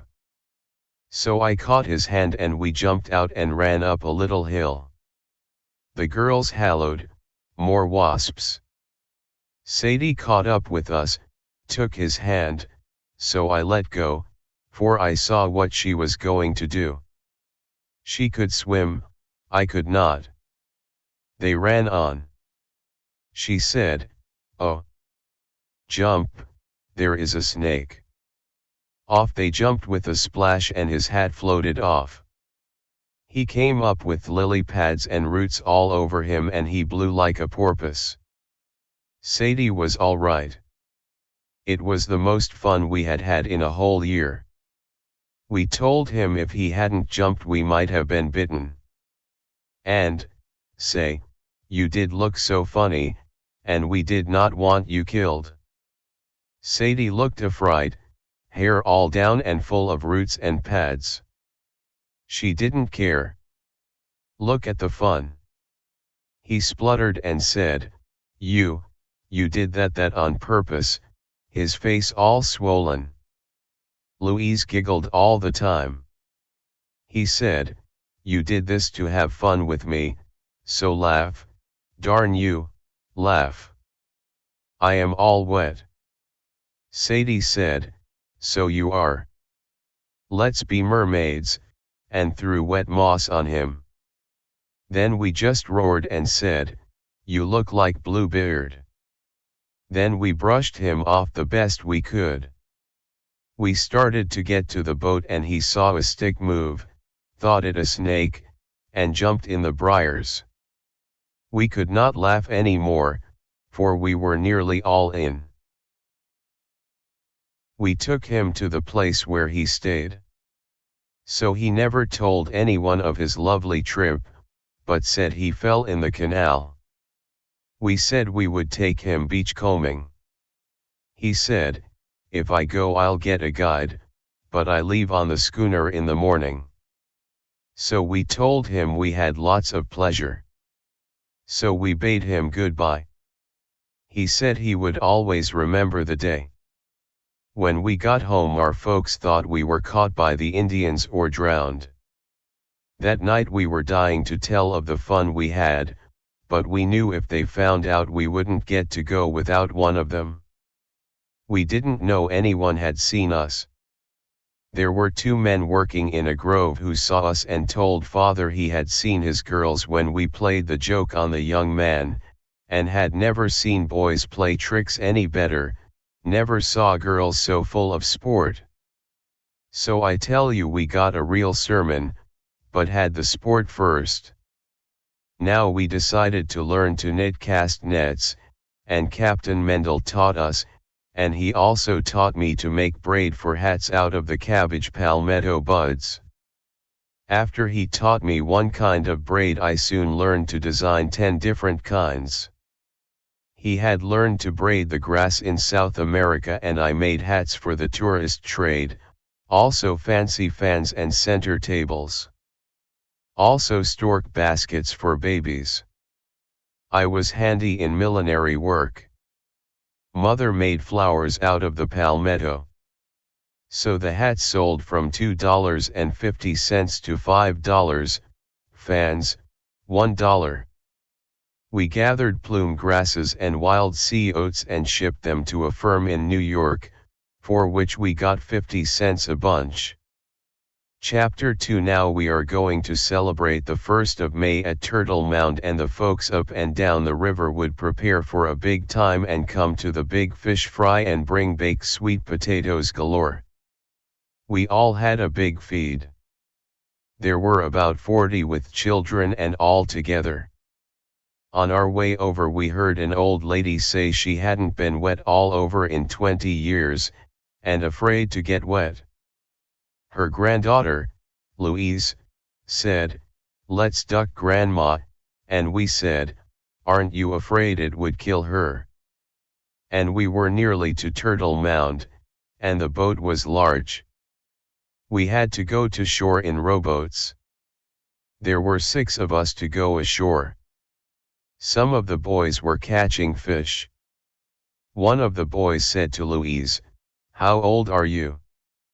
She said, I am 16 this summer, and she said, how old are you? He said, I'll be 19 next orange picking time. Then she said to a boy called Bob, how old are you? He said, last row mullet season I was 18 years old. I said, say, suppose there was no row mullet, then how would you keep your age? He said, I dunno. He didn't know his letters, and there were many others like him. There was no school at New Smyrna at that time. Louise said her mother said salt water would cure Grandma. We planned that when we got in the rowboat and got near shore that one would stand up and stumble and fall on one of us and both get on one side, and we did. Both fell at the same time and all were tumbled in the water, old lady, and the 6 of us. Well, it was not deep, but the old lady's starched bonnet fell off. She was about 180 pounds. So we all got her up and the older man told her to get on his back and he would tote her ashore. So she got up on his back and Louise pushed me, and say, I nearly fell under the bottom, and we both fell, the man and the old lady in the water again. Several men came and helped her, but she walked ashore at last. We didn't have bathing suits, but wore an old dress. So the women folks had their old dresses and soon had her dressed, but she looked too funny for anything, but she said all right, the water was fine. But we girls had to get behind the trees to have a laugh. 2 or 3 years after Louise told her grandma we did it for fun. After that she would go in the surf and it never hurt her one bit. Her name was Mrs. Goodman. We would go to some of the homes to finish the day with dancing, and we were like one big family. Each tried to make the day a perfect success. When I got home, Mother said, "There is a young man here to see you. He came from Fort Pierce." Now, who is he? I thought I was in for it, so I said I met him on the Indian River. He said he was coming to see me sometime when he visited Mr. Abbott. Mother said, "Did he write you?" I said, "No." She said, "Does he know you are a Yankee?" I will tell him if he wants to know, and that is no difference. So the next day he and Mr. Abbott came to see me and meet my parents. They stayed about 3 hours. Well, Mother seemed to like him, so he said we could correspond, and it was 3 weeks and I got a letter with a proposal of marriage. So I showed it to my parents. They said, "It is up to you, but wait for a year." She said, "Did you answer the letter and what was the answer?" I said yes to both questions. 3 months later he and a friend from childhood came up with him. His name was D.L. Futch. He went to Enterprise to get our license and he had to walk the 30 miles there and back, making 60 miles. So you see he was a real friend. He was gone 4 days and we were married by our friend, Mr. W. Abbott, who was Justice of the Peace at that time. We were married the 25th of July, 1879, and on the night we were married the mosquitoes and sand flies were so bad we had a smudge at both doors, both outside and inside. The smoke was so thick we could hardly see or breathe. My husband had a boy that he was taking care of and raising. He was about 15 and a fine lad, and we soon became friends, and he stayed with us until just before he married. His name was James Olmsted. He married one of Reuben Carleton's daughters. They lived in Fort Pierce for several years, then he went to Miami over 20 years ago and became one of the contractors and builders, and still resides there. We visited with friends for some time after we were married. Then we started on to my husband's people. He had a nice little flat-bottomed boat and we had a new sand fly net and some cooking utensils, some provisions, and my clothes. We bade my family goodbye and my girlfriends were there to see us off, and I never saw my pals again. The 2 girls went back north. We sailed away, a fair wind, and made the haul over the first day. We had a friend who lived on the canal and we were invited to spend the night. His name was J. Sykes. He had lived there for years and had raised sweet potatoes for market. We got to the house, just himself and 3 children, were all ready to sit down to supper. His wife was dead, so he did the cooking. He had sweet potatoes baked to a turn and had baked mullet and coffee and grits. He cooked in a fireplace. We did not stop for dinner, but did justice to his supper. We gave him some flour and coffee. After supper we visited for a while, then to bed and to get an early start the next morning, as the bay was 12 miles wide to Titusville. We started after 8 o'clock. We arrived at 1 o'clock and got dinner. Quite a number of my husband's friends came down to see us, Sam Belcher, the Titus boys and Sam Norton, and my husband's uncle, Alex Stewart, who was clerk of the court for 30 years. Sam Belcher moved to Miami after the railroad was finished and started the Belcher asphalt business. After his death the business continued. Well, the next day early, or I say early, it was 9 o'clock when the wind sprang up. We wouldn't dare put our heads from under the net, for the skeeters were solid. But when we got started with the dandy little boat we could skim over the water with a nice fair wind. So it did not take long to get to O'Galley. But I think it was known as Horse Creek. We stopped at Rufus Stewart's. That was my husband's uncle. He and his mother were living on a high place just north of the creek. Mrs. Stewart was my husband's grandmother. They came there in 1872 from Hamilton County. Later Mr. Stewart married and moved to Banyan, on Indian River. Planted a large grove, raised truck, also a large family, and became wealthy. He was a very influential man and has passed away. While visiting Grandma Stewart they had a man who was working for them. So he went for fish and threw the cast net, caught 3 big mullet, and Uncle said, "Now watch him, he will take the fish and fight the mosquitoes off his face and neck," and sure enough, he did. Uncle said he had to make him go in the river to bathe every day. He didn't mind the fish scent at all. Our visit over, we went on to Captain Houston's, who lived at Horse Creek. Mr. and Mrs. Houston had 5 sons and 2 daughters. Captain John Houston was quite well known as a guide and piloted boats, also a builder of boats. He also raised 4 fine boys and 3 daughters. Captain Frank and Captain George were both men of the river boats or on the sea. Their grandfather came to Indian River in 1870. As soon as we arrived at the Houstons they said, "Oh, now for a dance." It looked like they shook the bushes, and in all there were enough to form a square dance and, of course, the fiddle was the only music.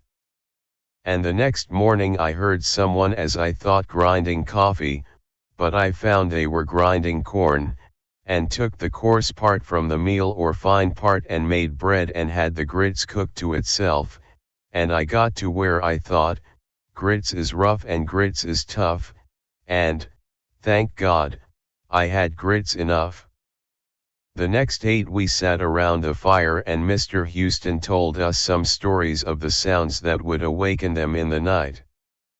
The sounds as if horses running and their hoofs sounded like they would have heavy shoes on, and the clanking of heavy chains. Then boats would come to the shore and sound like a regiment of soldiers. He said they would rush out, and not a sound, but when everything was quiet would hear it again. Only certain times of the year.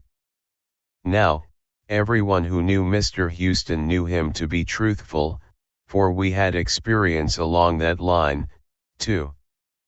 On our way again, my husband said, "I will take you to see an old man who lives all alone only for his hound dogs." I found they were mere frames and long ears, so thin you could almost see through them. We got there at 9 o'clock. He was in a shack of palmetto and looked snaky, I tell you. He had a pot of grits cooking on a fire in the yard and a dog on each side anxious to be fed grits, fish in 2 pots. When done he would mix it together for the dogs. Well, one dog would get a little closer, then the other would move up, too. He had a paddle to stir his stuff with, and if one got too close he would hit him, then stir his food with it. He insisted on us staying for breakfast, but told him we had breakfast at Mr. Houston's. He said we must stay and I said, "Oh, thank you." His name was Stone. I don't know his first name. He was very interesting and told us a story, and said he had lived there on the end of Merritt's Island since 1868. Came in on a boat. So he told us of a hidden treasure that Captain Drake had told him of, and the ship had come ashore near Canaveral. Captain Drake was a pirate on the high seas. He said about a mile from him was a place where no one could live in any peace on account of the sounds like someone was pelting the house with rocks, and there was a tree that was always shaking like an aspen. There was an old colored woman lived there, the only one that could. That was in 1858. We thought he came treasure hunting. So he did say so.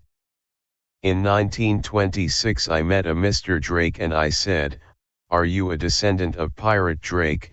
And he said, "Yes, great-grandson." I am not proud of it, but there is a hidden treasure on Merritt's Island that several have tried to get, but have been thrown to the ground so hard they didn't try it again. But there were 2 parties in 1912. One of the party, just as he got in the large hole, his back was nearly broken. They say at some time they will turn it loose, but only to some of the family. We finally got away from Mr. Stone. I was getting so tired, and it was some trip for a bride who had never dreamed there were such places. I was out of a quiet little town. We will not stop unless the wind should drop, then we would have to get under nets to live. On the 7th day of August we arrived at Taylor Creek and my heart was in my throat, for I did not know how the family would receive me, as several people told me the South did not like Yankees, but I didn't feel like that, for I was so happy.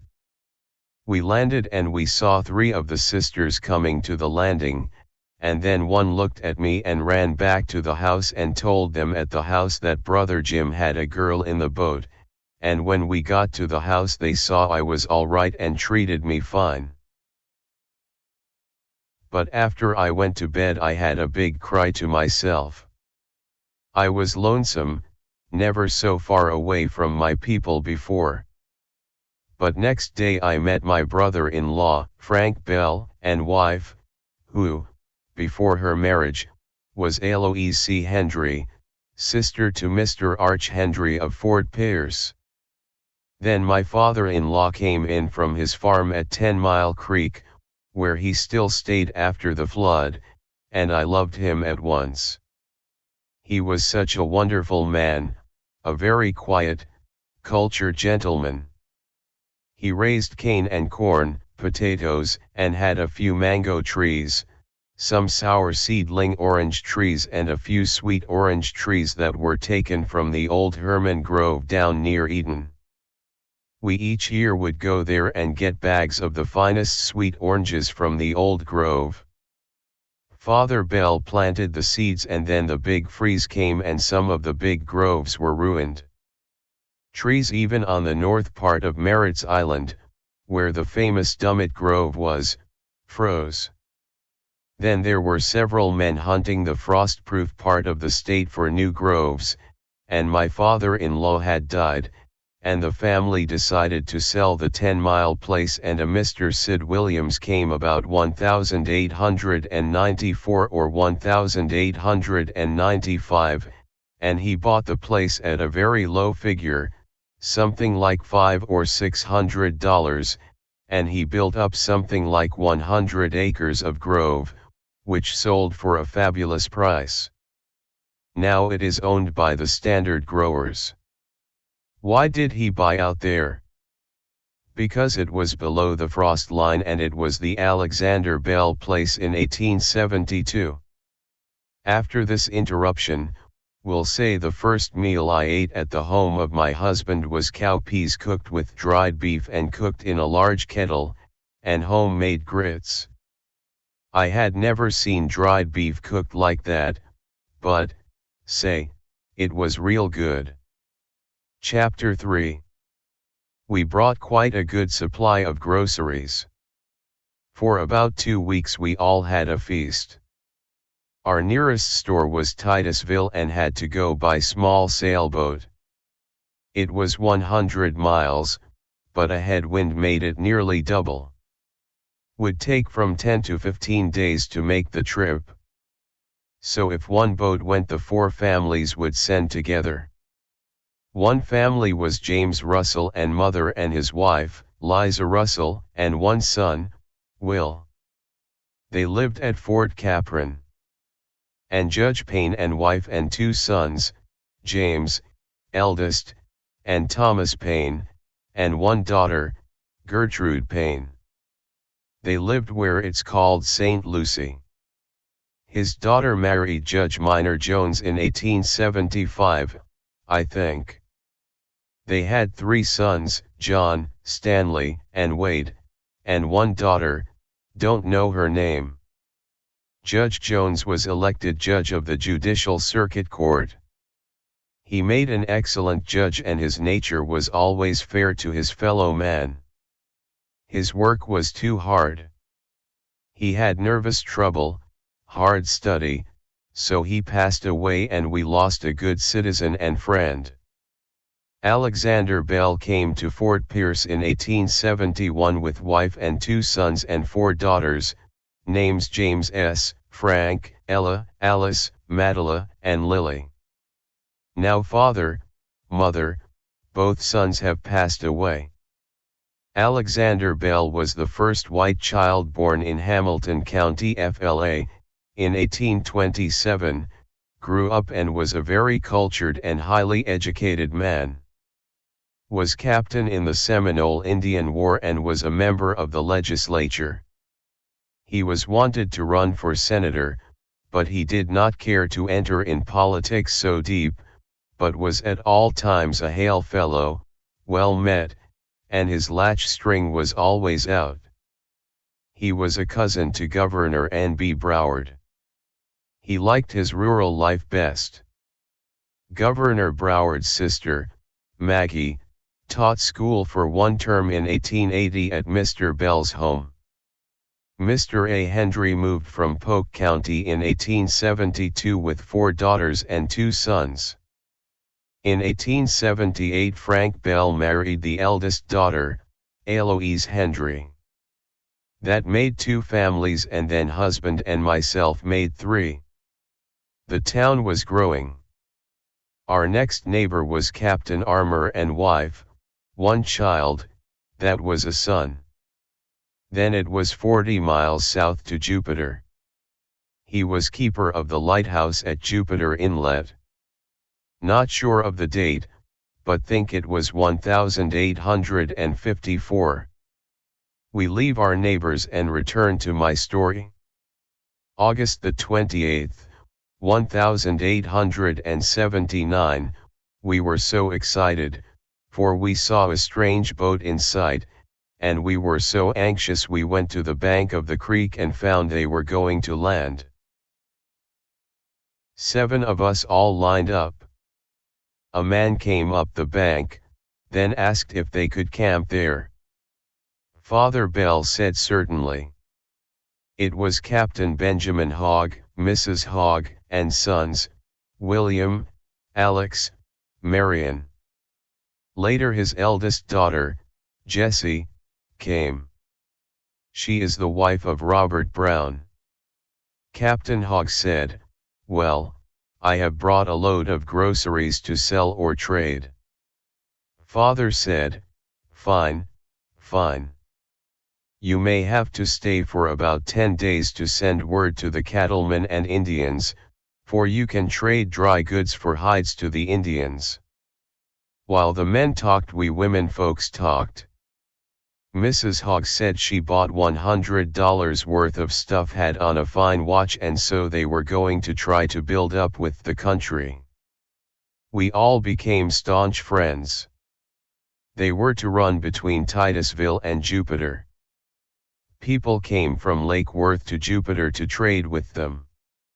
Then the second trip they struck camp at Old Fort Pierce and did a good business with the Indians.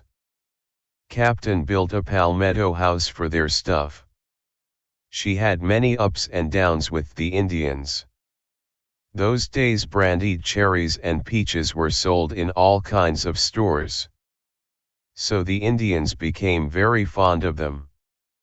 So she would not keep them until she had some protection, for the Indians might get wild.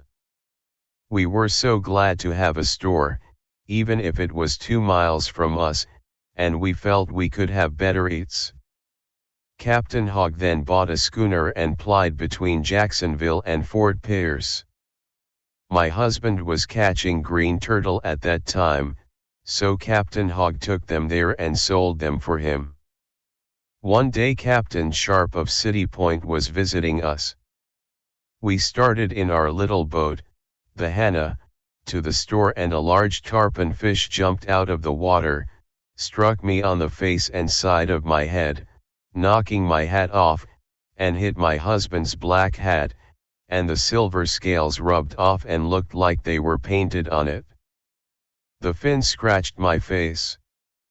Captain Sharp thought the boom had broke and hit us, it was done so quick. It hurt my back badly. We went on and my hair was full of slime off of it. I don't care for tarpon fishing that way. Mrs. Hogg bought a place where Mr. P. Cobb's store now stands. I think she got it off Mr. Reuben Carlton, as they had moved over here from the West Coast. Anyway, she built a large trade with the few people here. She had worked hard, and not any too well. About that time Mr. P. Cobb and T.J. O'Brien came, and Mr. Cobb helped with the store. Mr. O'Brien came in the interest of the telegraph company, putting up the poles. Then we knew we could hear from the outside world. Then she sold out to a company of men from Connecticut. They came here to start an oyster cannery and called it Cantown. Mr. Julius Tyler was president of the company. So they got busy and stocked the store up, and Mr. P. Cobb continued with them. Then he bought them out, so the store has grown from a small one up to a large business of all the latest and the best. You will find Mr. Cobb still on the job. Mr. Cobb and Mr. Card, wife, and little daughter, came from the same place Mr. Cobb did, and the two men got a small boat together. Something came up and they decided to saw it in two, each take half, so Mr. Card made his little daughter a playhouse out of the bow. That was fine for her. She was a dear little tot. And then they went back north for her education, and, on returning several years later, she gave several nice little dances and recitations, and sang the song that had just come out, When Cuba Gains Her Victory Under the American Flag. Now she is with her mother on their large estate. They were among the first and best pineapple growers and became rich, and Lucia Zara, who is a writer of note after a splendid stage career. She has retired. Mrs. Hogg, after selling out, turned her attention to real estate. They bought a sawmill at St. Lucie River. They did well. Captain stopped the sea work. Mrs. Hogg helped the people with food and in trouble.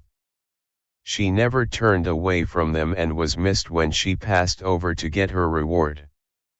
I must tell of a cute trick her son, Alex, did when they first camped. Everyone kept some fire in the yard. We cooked on it and kept smudges. So his mother sent him over to get some fire coals.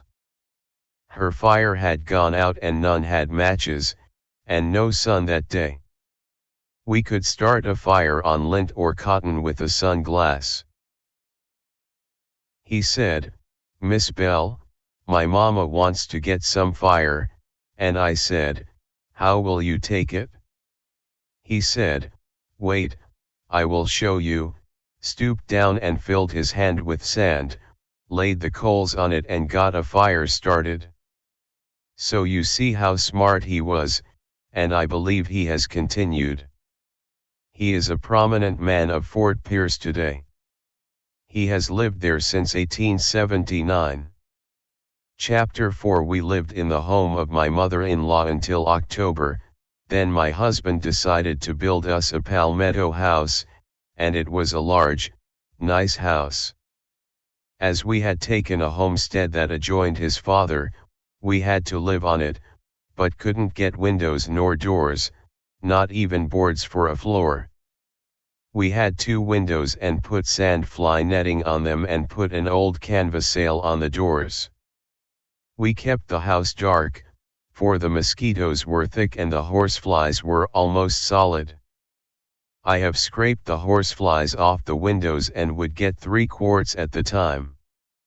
They tortured the cows until we have had to build large smudges to keep them from killing the poor things, and in the woods many were killed. They were thicker than a swarm of bees.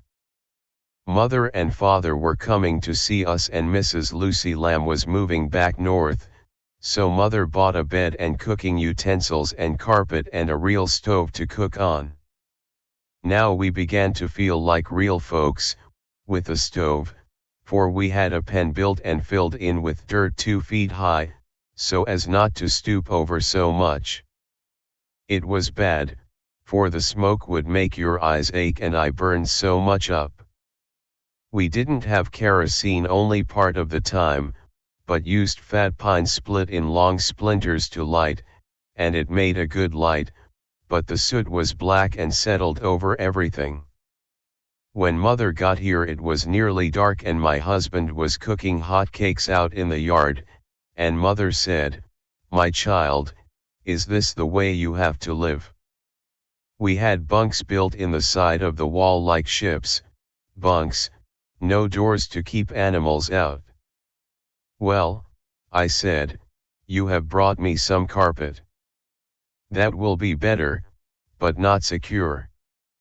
Mother and father stayed a week, then went back to Hawks Park and put their stuff in a large flat-bottom boat known as the Bogum, and brought my young sister, Lena, and an old Portuguese man, who had been with us nearly a year.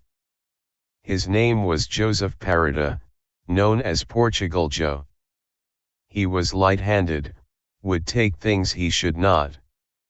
One day mother said, "Joe, you will get shot some of these days."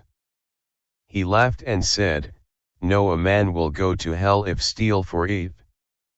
Mother said, "Yes, but you stole clothes."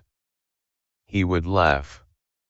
So when he came to our home he went down to Mr. Richard's place, where an old Cuban had died, and he stayed there till someone murdered him, thinking he had money. Father picked him up on the beach. Said he was lost off of a freighter. There came a schooner from Savannah to buy turtles. We had about 50 nice green turtles and we got most of it in provisions. And then we would let the neighbors have some of it. I had learned to knit the turtle nets and they would be about 1,000 feet when he put 3 together. Sometimes he would get 5 or 6, which would be over 1,000 pounds. We would get a good price, 6 and 7 cents a pound. Now my husband got the mail contract to carry the mail from Titusville, to Lake Worth then, now Palm Beach. He made a trip every 2 weeks. We got our mail at St. Lucie. Mr. Jim Payne was postmaster. He would start as early as the wind would be hard enough to fill the sail. Then he had to stop at Waveland with mail to the Baker family. They were an old and fine family, who came there for health, but I never knew them very well. But he had to leave his boat at the lighthouse and row across the south side, then carry the mail bags on his back, walk 8 miles to the post office. He carried it for 6 months, then gave out. He said someone sent an iron stove lid in the mail and some potatoes and seeds, so he stopped. I don't remember who, but think it was Jim Russell who took it next. When the tide was high, the sand was so soft they could hardly get along. They only got $30 a month. He would have to carry a smudge pot with him, then he would rest one day, then start again. I stayed by myself. Now can you imagine a girl out of a town staying in the wilds, no windows, nor doors, only a lantern or torchwood for a light? My husband said I should stay at his father's, and I said nothing won't hurt me, for the Lord takes care of fools and children, and I felt I was both. There were no tramps and the Indians never came near unless they saw some menfolks, but I had gotten over my fear of them. But the panthers and wildcats would scream and growl at night and the skunks would come in the house, but I kept still and they would soon leave. We slept under coarse domestic cloth screens, or bars, we called them, tucked under our homemade mattress. We made them out of the saw palmetto fans. Took an old steel fork and stripped them up fine, and they dried in the sun and made a bed as sweet-smelling as new-mown hay. Aunt Kate Stewart had given me a nice half-grown kitten and we named it Maggie, but should have been Tom, but he knew the name. We were on the bed. I said, "Let's take a nap." It was about 3 in the afternoon, and threw myself across the foot of the bed, Maggie by me, and I couldn't get to sleep, so got under the net and tucked it under the mattress good, so no snake could get in. I dozed off, and all at once I sat up in bed, and Mag had his hair on his tail all fluffed up and creeping to the edge of the bed. So I was quiet, only my heart beat so it shook the bed, or at least I thought it did, anyway, and I could see a large rattlesnake slowly crawling across the floor, leaving its trail, making himself at home. I stayed in bed until he crawled in the bushes. It was the first I had ever seen. I kept the cat in bed, too. So I fixed the net good and went up to Father Bell's, and he said wherever one goes another would follow. Then I knew I would not go home till hubby came home. When he saw the trail he said, "Now you must not stay by yourself," so he got my sister, Lena, to stay with me. She brought her pet kitten, Snoozes.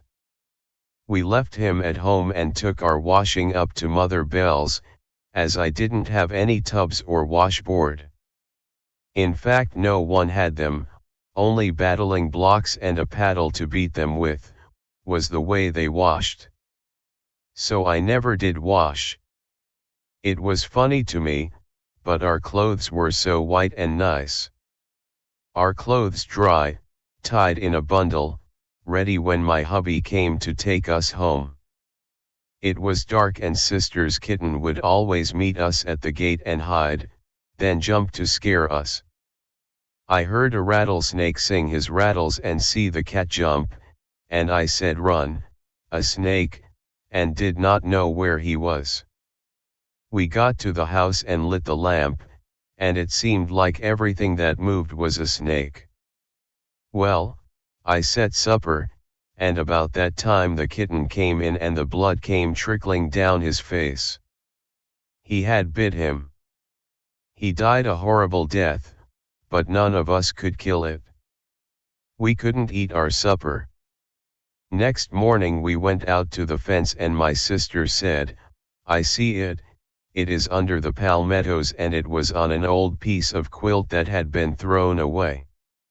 So we set the bushes afire all around it and it got burned till it looked like a limb of a tree. It was over 6 feet. We had killed 9 the first 6 months we lived on the homestead. We would go over to the beach and had picked up enough lumber to build one room 12x12, and father went to some large pine trees and cut some down, cut them in 3-foot lengths, then rived what they called clapboards for shingles, and we felt real proud of our little one-room home. I am a little ahead of my story, for on the 27th of August, 1880, there was a terrible hurricane lasting nearly 24 hours, and we had gotten our supply of groceries from Titusville, and we were still in the Palmetto house and the roof blew off and no way to save our stuff, 1 barrel of cornmeal, 1 barrel of grits and 1 of flour. We lost all of it. The grits had swollen till it looked like a poisoned pup. Well, we grabbed each a quilt. Mother took my 2-month-old son, Charles, and father and she would cling together and myself and sister and hubby held together, but when those heavy puffs would come it would nearly take us in the river, for there were no roads. So we went on the river beach all the way to Father Bell's at Taylor Creek, and they were getting wet, but their roof stayed on. We got in the driest places we could and tried to keep the baby dry. Most of the windows were blown out, the glass ones. After 24 hours the wind lulled, and we didn't have a bite to eat, no place to cook, nothing to cook, all gone, only some horse corn. We had a mill, so we tried to dry the corn, but parched it so we could eat it that way. Before the storm cleared my father was all wrapped up and huddled in a corner of the room and I went in to try to get a place, and I looked at him. Say, the old big cat was sitting on his head, and so wet till he looked like he was soaked in a tub of water. It was too funny. We had to laugh. If we were wet now, you haven't seen the fish after a storm. They were so hungry or storm-beaten, the men folks just picked them up by the hundreds and, believe me, we cooked them as quick as we could and ate them without bread, till we could dry some corn. We could eat anything, I tell you. Next day, Sunday, we saw a sailboat in sight. It looked good to us. They stopped at our place. They said they were on a camp hunt for a month. We told them of not having bread or lard, so they gave us some. They could see how the storm had done us. Mother went to work and baked some dandy biscuits, made with lemon juice and soda, had no baking powder. She baked them in a Dutch oven and gave some of them to the visitors, and they said they had never eaten biscuits made that way, and cooked, in the yard. They left that day. Words fail to express our feeling as the delicious bread went down so smooth. Only as a colored boy once said, "It sure do taste like heaven dust." He was right. Now I will continue, after telling of my second storm in Florida first, 1878, the flood, second, 1880. We finished and moved in the house I spoke of. We were sleeping sound and it was one of the most beautiful moonlight nights and not a ripple on the water, and the silvery sheen glistened. Only to be seen on the beautiful Indian River. Not a person nearer than 1 mile, when all at once I found myself sitting up in bed shaking husband, saying Indians, Indians. He listened. Nothing moved. He said, you were dreaming. I said, no, be still. We listened and it was after 1 o'clock, and then the sounds, like horses with shoes on running around and around the house, and clanking of chains. I jumped up, went to one door, he to the other, and everything ceased, not a leaf stirred. We went to bed again. It would commence again. It would last only a short time. Then we would hear a rowboat land at our dock and throw the oars in the boat, and it was as plain as if we were there in the boat. Well, this was 5 or 6 times a year for the first 3 years we lived there. It was spooky. A stranger came to our house in 1883 and said he was from Old Fort Pierce, where Colonel Pierce one time had some soldiers and had a skirmish. He found several cannonballs and what they called mini balls, and the bank was at that time built up like they expected trouble from the southeast. We told him of the sounds we heard and he said the ground had been fought over and he believed that was the cause of it. He dug around and found some skulls. He said they were not Indians. He took some of them north with him. G. Albright was his name. Well, father and mother decided to move down the river on Hutchinson Island, where there was good truck land. They built a dandy palmetto house and got enough lumber off the beach to floor it so they could keep the snakes out. But we found it hard, as the mosquitoes were so bad and sand flies fierce. They were there day and night.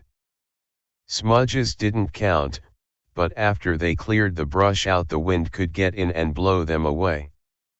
They were there about 3 months when Thomas E. Richards and son, Will, came down opposite on the mainland.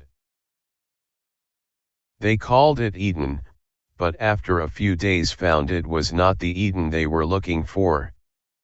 He said it was what commenced with H, but they were good scouts and stayed.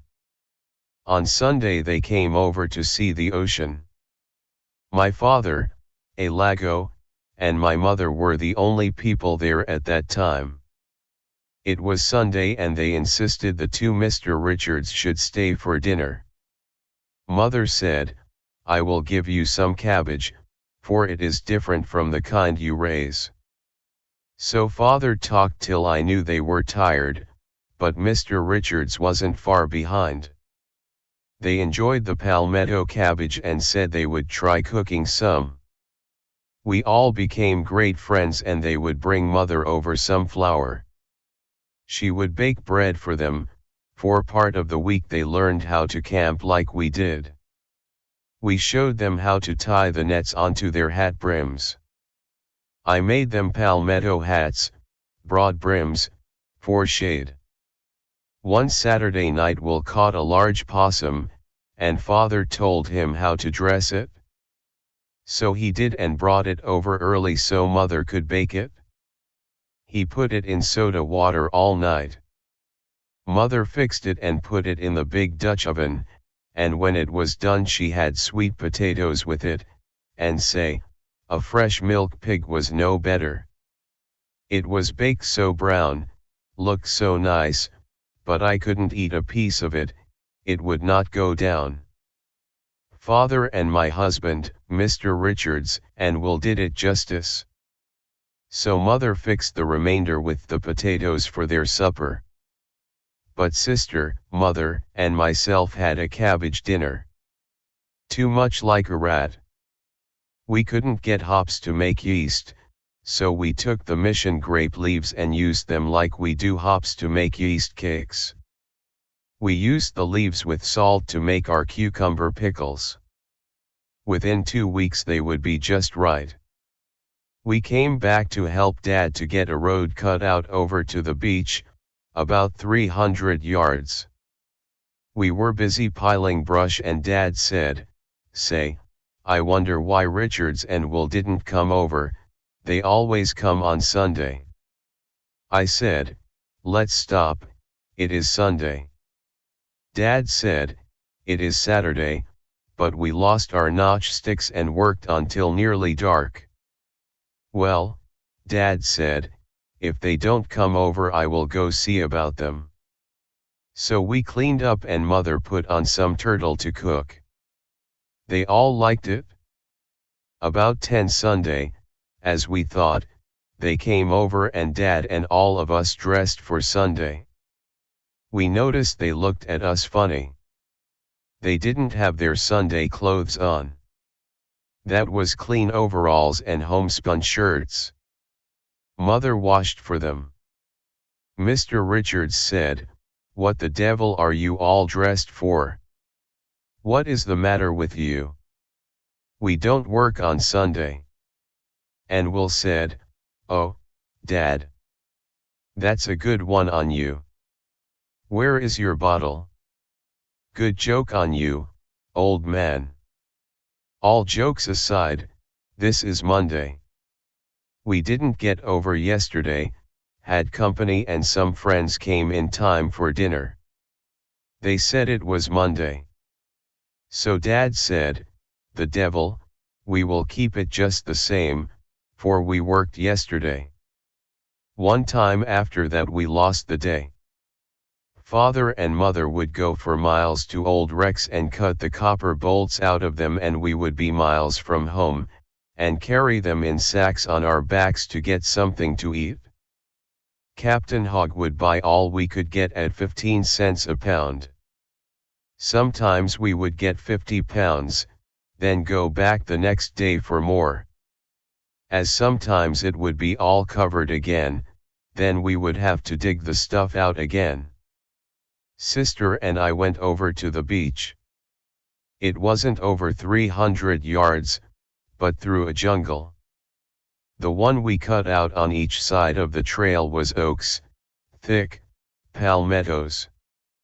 We took a pail, for we would catch the crabs as they would come on the waves.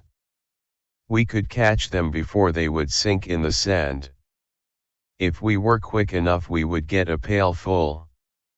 After I saw some crabs eating a dead colored man that had been killed and one time eating a dead dog, that ended my taste for crabs. Dad ate them. We got them for him. Well, this time we kept busy and I got up and looked down the beach. We both looked. "It's two people coming this way," Sister said, "it's Indians. Let's run." "No," I said, "it's too small for them." She said, "They are on their hands and knees gathering shells." "Say, now, I'll run." "Oh, see. It is two bears, sure." We began to step lively, feeling my hair standing straight. Say, we couldn't speak. Sister could outrun me. I said, "Stop, my heart has quit beating." We got to the trail.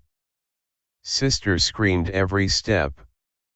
I looked back and called for Dad, hoping he would hear us and come with his gun. He was running, and Mother, too. Well, he was out of breath, had his gun. I couldn't talk, but pointed down the beach. "They were coming," Dad said. "Stand still, they will pass this way old path of theirs." So we were on the opposite side from Dad, but we were shaking, so we didn't think they would go between Dad and us, but they turned and ran between us. Oh! What a feeling, to stand still. Well, he didn't see them turn till they nearly ran over him. He jumped, fell back and dropped his gun. It fell on his foot. He opened his mouth so wide his chew of tobacco fell out. It was so large it was big enough to break his other foot. Well, mother got there. I said, oh, it was 2 bears as big as the house. Mother just roared. We did not go after our bucket of crabs, either, but went for the house. After we got there and were over the excitement, Mr. Richards and Will came in to tell us of his exciting time. So we tried to tell them, and the way Dad looked when he dropped the gun on his foot and his tobacco fell out of his mouth. They just roared. Why didn't you shoot? He said, I dropped the gun. He was dazed. Then Mr. Richards said, Dad, you are a good one. They stopped laughing and he said, now, let me tell you what happened to me Monday. We were all attention. He said, I was on the river beach and I saw a big coon wading in the water, so thought I would have some fun. So I threw an oyster shell at it and looked. It growled, so I threw a piece of a limb at it. Say, it came at me and caught my pants leg and climbed up to my shoulders and scratched and bit me terrible. I went out in the water, it's still fighting. So I got it by the neck and held it under the water till it died. He surely looked like he had been in a den of them. Mother gave him some salve to put on the places. No more coon fights for me, he said. He was clearing land then. Mr. Richards put out a large pineapple farm and made good. In fact, he was called the Pineapple King. His daughter came and his 2 other sons, Frank and Harry, then his wife, and he built a splendid home. Had a very interesting family. He lived at Eden till he passed over, also his wife. Father found he could not get the land, it was a grant, so moved back to Fort Pierce. Took the homestead adjoining ours. He put up a 1-room house. He got the stuff off the beach and covered it with palmetto fans and made a roof.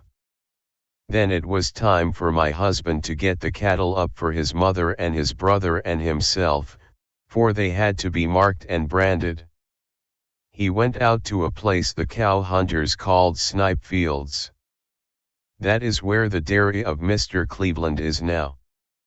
My husband and Mr. Hayes cut the pine trees down and peeled the bark off of them and built us a real nice log house, then built pens where he could pen the cows and mark and brand them. Sometimes other people would mark our calves for themselves, and they would be sucking our cows. There were rustlers those days.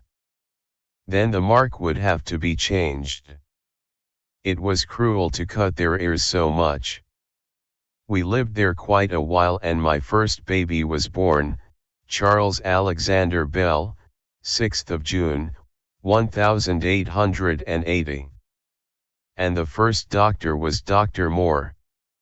He was stopping at Mr. Bell's. Charles was the first grandchild. His grandparents were very fond of him, and since he is grown he often says Abraham Lincoln hasn't anything on me. I was born in a log house, too. I am proud of it. They had to brand the calves with a hot branding iron over the old brand to change it, then cut the ears over. Webb Hayes once said, the marks look like the devil tore loose in one ear and tore loose in the other. He was about right, I guess. In the evening my husband would go out and crack his 16-foot whip or drag, they called it, and give a call that as far as the cattle could hear it, they would come, for we had smudges to keep the horseflies from killing them. So many times he would call me out to see a deer that would come with the cows, and one night he called, "Come here, quick," and it was to see a mother deer and her twin fawns, spotted just alike. Every once in a while they came back. My husband was building a smudge and called, "Come and see the snake," and I said, "No, I don't like them," but went on, and it saw us, and its color was a peculiar color, all mingled with black and green and light yellow. It started to crawl off and he threw a pine burr at it. Then its tail went up to its head and formed a hoop-like, and it rolled for several feet. Then he struck it with a club and killed it. We examined it, and on the end of the tail it had a horn like a dog's toenail. Now, it is said there are no hoop snakes, but that was the second one he had killed, the first on the Kissimmee Prairie with his whip. Frank Bell, my husband's brother, always helped with the cattle. He had quite a number himself. All done for this year of 1880. We decided to move back to our homestead. As we could get no money to live on, to put out trees and plant potatoes and cane, so he got the mail contract again and in a month got to our place. I could not see how we were going to pull through the month, as we had no milk, for we were living on cornmeal and grits with clabber milk and what butter I could make, but not near the river to get fish. It was 3 miles, and to walk was too much, so I was so hungry, and he had gone to his mother's for the day. I was not strong, not having the food necessary for a young mother. I sat down and looked at my nice clean little cabin, and I had 4 hens that Aunt Polly Sellers gave me, and I put the eggs she brought me in the crack of the logs, and some red peppers in another place, and everything looked so nice. Then baby cried and I took him up and cried. I said, "Baby, we are alone and the day will be so long. I feel like we better die together." 3 miles in the woods, not even a dog. Baby asleep. He was 3 weeks old. I put him down and as I looked towards the path I saw someone. My heart was in my mouth, couldn't tell who it might be. And as they came nearer I could see it was a woman, and it was my mother. And I knew if anyone could get me something to eat it would be she. When she came in I looked at her. She said, "What's the matter?" I said, "Nothing." She said, "I know better." I said, "Sit down, for you must be tired." Yes, and had no dinner. Walked all the way. I broke down and cried and said, "I haven't had much to eat in 10 days, only grits and clabber and milk, and the cows turned out, so had plain grits." She said, "My God, to think of your living out here and not enough to eat." "I can't help it, I am sick," I said. "Where is your husband?" I said, "He went to see his folks into the river." "Why didn't you go, too?" "Where is the ox cart?" "Why, I couldn't walk and I couldn't ride on the cart, only the pole to sit on, so rather be here." She said, "I will go to old Fort Pierce to Mr. Hogg and get you something to eat. We have over 200 pounds of copper." She had to wade a pond, walk through woods and around ponds, but at dark she came in so tired she could hardly drag. I cried to think mother had to walk and carry things to eat, but it wasn't much, about 10 pounds, some tea, sugar, and bacon, 3 pounds of flour. We had pancakes and fried the bacon and made thickened gravy, and I don't think food ever tasted so good. Husband came. She gave my husband a scolding and told him, "You should have brought her home. We had enough for her." He said, "I will get stuff tomorrow." She said, "Why didn't you bring it now?" She said, "I came." She had nothing, so I went all the way to Hog's store to get this for her. He never said anything more. They always got along fine. He knew mother was right. Well, we moved back, so he started with the mail contract, and I had enough to eat, for we would be 1 mile from the store and nearly a mile to walk to Mother Bell's at Taylor Creek, only go in a boat, no roads. Now I would be alone, baby and me, but I could shut the house up. It had solid wood doors and windows on hinges. Third night I heard a scream like a woman in distress. I tell you, it was a chill instead of a thrill. I shook like an aspen and I heard it again. Then I knew it was a panther, and it is a peculiar sound. And now I was thankful I had such a solid house, and I did not open the window till late in the morning, and went out, and say, it had been all around the house, and such large paws it had. The next day my sisters-in-law, Ella and Alice, came down and I went back and stayed till my husband came with the mail. He was gone 6 days. I had some chickens.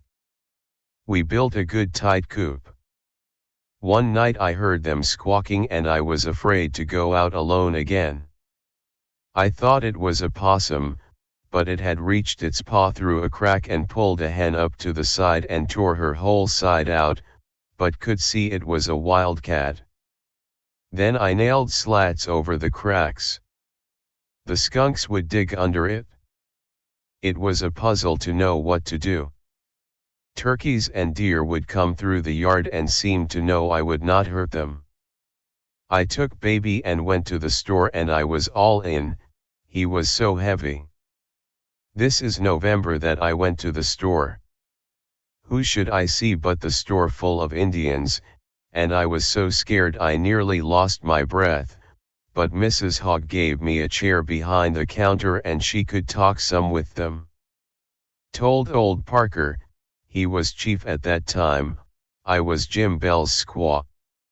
He said, Unca Jimmy Belagos Pickaninny. She nodded her head. Jim Russell was there, so he said, I will take you home. I go by there.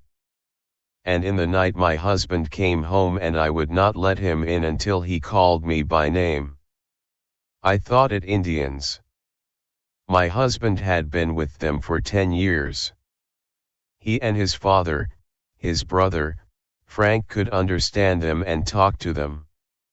In 1882 they came into the river to camp, and they would come to the house, if the menfolks were there. I was baking some syrup cookies and had quite a large pan full, looked up, and standing in the door were old Polly Parker and old Lucy and 3 children and old nigger Nance, who was old Tuscanooga's wife. He was the ugliest human I have ever seen. Nance was stolen when a child from St. Augustine. She never knew anything but Indians. Now I will tell you how they did me.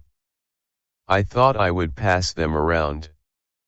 They would take 2 or 3, but, no, sir, old Polly took her dress up and poured the whole batch of them in her dress, so the rest of them wouldn't get any, and I did not know how to make them understand, and I heard my husband whistling at the boat. So I motioned him to hurry and he saw the guests I had. I told him. He made Polly give some to all of them. She didn't like it. He told Mr. to always divide with each one. I learned to never have anything, for they liked to beg, but never would steal. I had a little girl baby. Her name was Madge, and the little Indians would play with her and her brother, Charles. They were our first playmates, friends, too. My husband and Henry Parker were great boyfriends, go swimming together and hunting. He was a fine large Indian and a favorite with the whites. He was standing on the bank at 10 Mile Creek when his dog must have jumped up and struck the trigger of his gun and it went off and killed him. He was about 20 years old. They all mourned for him. My mother then was living on their homestead and she was a nurse and knew how to treat sick folks, and she doctored the Indians. We have seen 5 and 6 in the yard under the trees waiting till she could get medicine from Titusville. They had great confidence in her. They loved her. They would bring her so much meats and turkey, pumpkins, and potatoes and even chickens. She could make them understand how to take medicine. It was 10 years she cared for them. Then she went away for a while. In 1883 we had our first Christmas tree and it was a nice little tree with real candles on it. Of course, we didn't have toys, but had a few presents of wearables. We had cakes and pies, and a dance. That was the only pleasure and not more than 2 dozen there, Mrs. Hogg's family and Jim Russell and wife, myself and hubby, Mrs. Hendry's daughters, Leslie and Callie and Anna. Frank Bell was the fiddler and James Olmsted beat the strings. Oh! I was about to forget my husband had an accordion and there were 2 Indians with us, Dr. Johnny and Billy Bowlegs. Billy said he could play it, so someone gave it to him, and they told him to play Leather Beaches, and he said Enka, so started, and he played the same thing until we were nearly distracted. So I said, for heaven's sake, give him something to eat and get that thing and hide it. We could hear the violin then. In 1884 we had 2 Baptist ministers, who came in missionary work. They came to our house and we had added 1 more room, so now we could accommodate them. We had a cook shed then, so they stayed several days, Mr. Michael and Mr. Savage, and they held church in our home. That was the first church to organize. Don't remember the date. My husband had a small sawmill and gave part of the lumber and helped to build it. In 1886 the first house of refuge was built, and we were the first keepers. It was built on the south side of Indian River Inlet, about 3 miles. We lived there 13 months, when my health got so bad we had to give it up. Then 3 of the children had to go to school. We had to take the tide gauge, put it on record, and state when vessels passed, whether sail or steamships. The tourists in the winter made our house a visiting place. It was very large and comfortable. They would bring lunch and spend the day before going north. Commodore Hughes of New York was almost a daily visitor in the winter. Chapter 5. Now we were planning on a 4th of July picnic, and we did not have an orator to speak, and no flag. Mother said, I will make one. So she was the Betsy Ross. She had red and white cloth and some blue. She had Father mark a star out, then she cut the number that was required, sewed every stitch by hand. She did not tell anyone until it was put up. William Beecher had got a nice long pole, peeled it, and it was white and slick and put it up. Then the next day was the 4th. So he rigged the halyards and up went the flag. The people from all around admired the flag as it floated out with a nice east breeze, and some of the Indians looked, and in their eyes they asked the question, what is it? They told them one big day. They stayed all day. They held the picnic over to Coconut Cove. They could get fish and fry them, and oysters to roast. There were the Carltons, Russells, the Bells, the Hendrys, and Paynes and Hoggs. So there were about 35 people there. The flagpole was put up at Edgartown, now North Fort Pierce, and the first post office was in Edgartown. William Beecher kept it a while. He gave it up to Mr. Cobb, and it was put in the Cantown store, which made it better for the people. We were still at the House of Refuge, and surely it was a place of refuge, for on the 15th of November it was a beautiful clear night and Charles said, "Papa, listen, I hear somebody." I said, "Go to sleep," but we could hear people talking, not very loud. I said, "I'll bet it's a surprise party," so I went to the door and, sure enough, there was a crowd, and all trying to talk at once. Mothers trying to keep the children quiet. At last my husband said, "All stop and let one talk." I don't remember who did the talking, but anyway, he said, "We have come over here, as the Indians are on the warpath, their paints on and dancing around the fire. Say, kill 'em all, white man, so we came here to see if you can't make a treaty with them." They said white men had stolen their hogs and driven all their cattle off and said they would kill 'em all, in two sons. The next morning my husband and his father and brother, all good friends with the Indians, said they would try to settle for them. They got over to Fort Pierce and had to raise $200. That was their price. It was something hard to get that, but finally settled it, and the rustlers got the cattle, all right, but some of them had to leave the country. We were glad to see the men to get back to us alive. We gave a shout, and for weeks we were shaky, for we didn't understand Indians. Now I would have to go over to Cantown store and get our groceries. I had a good cat-rigged sailboat and it had a centerboard. So I would put the 4 children in the boat and tie the baby one to the centerboard pin and I could go over with the tide and come back on the outgoing tide, but I had to watch the wind in the cut, called Wildcat Cove. When I got to the store, Mr. Julius Tyler was president of the Cantown Company, and he said, "Where is Jim?" I said, "Home, sick in bed," and the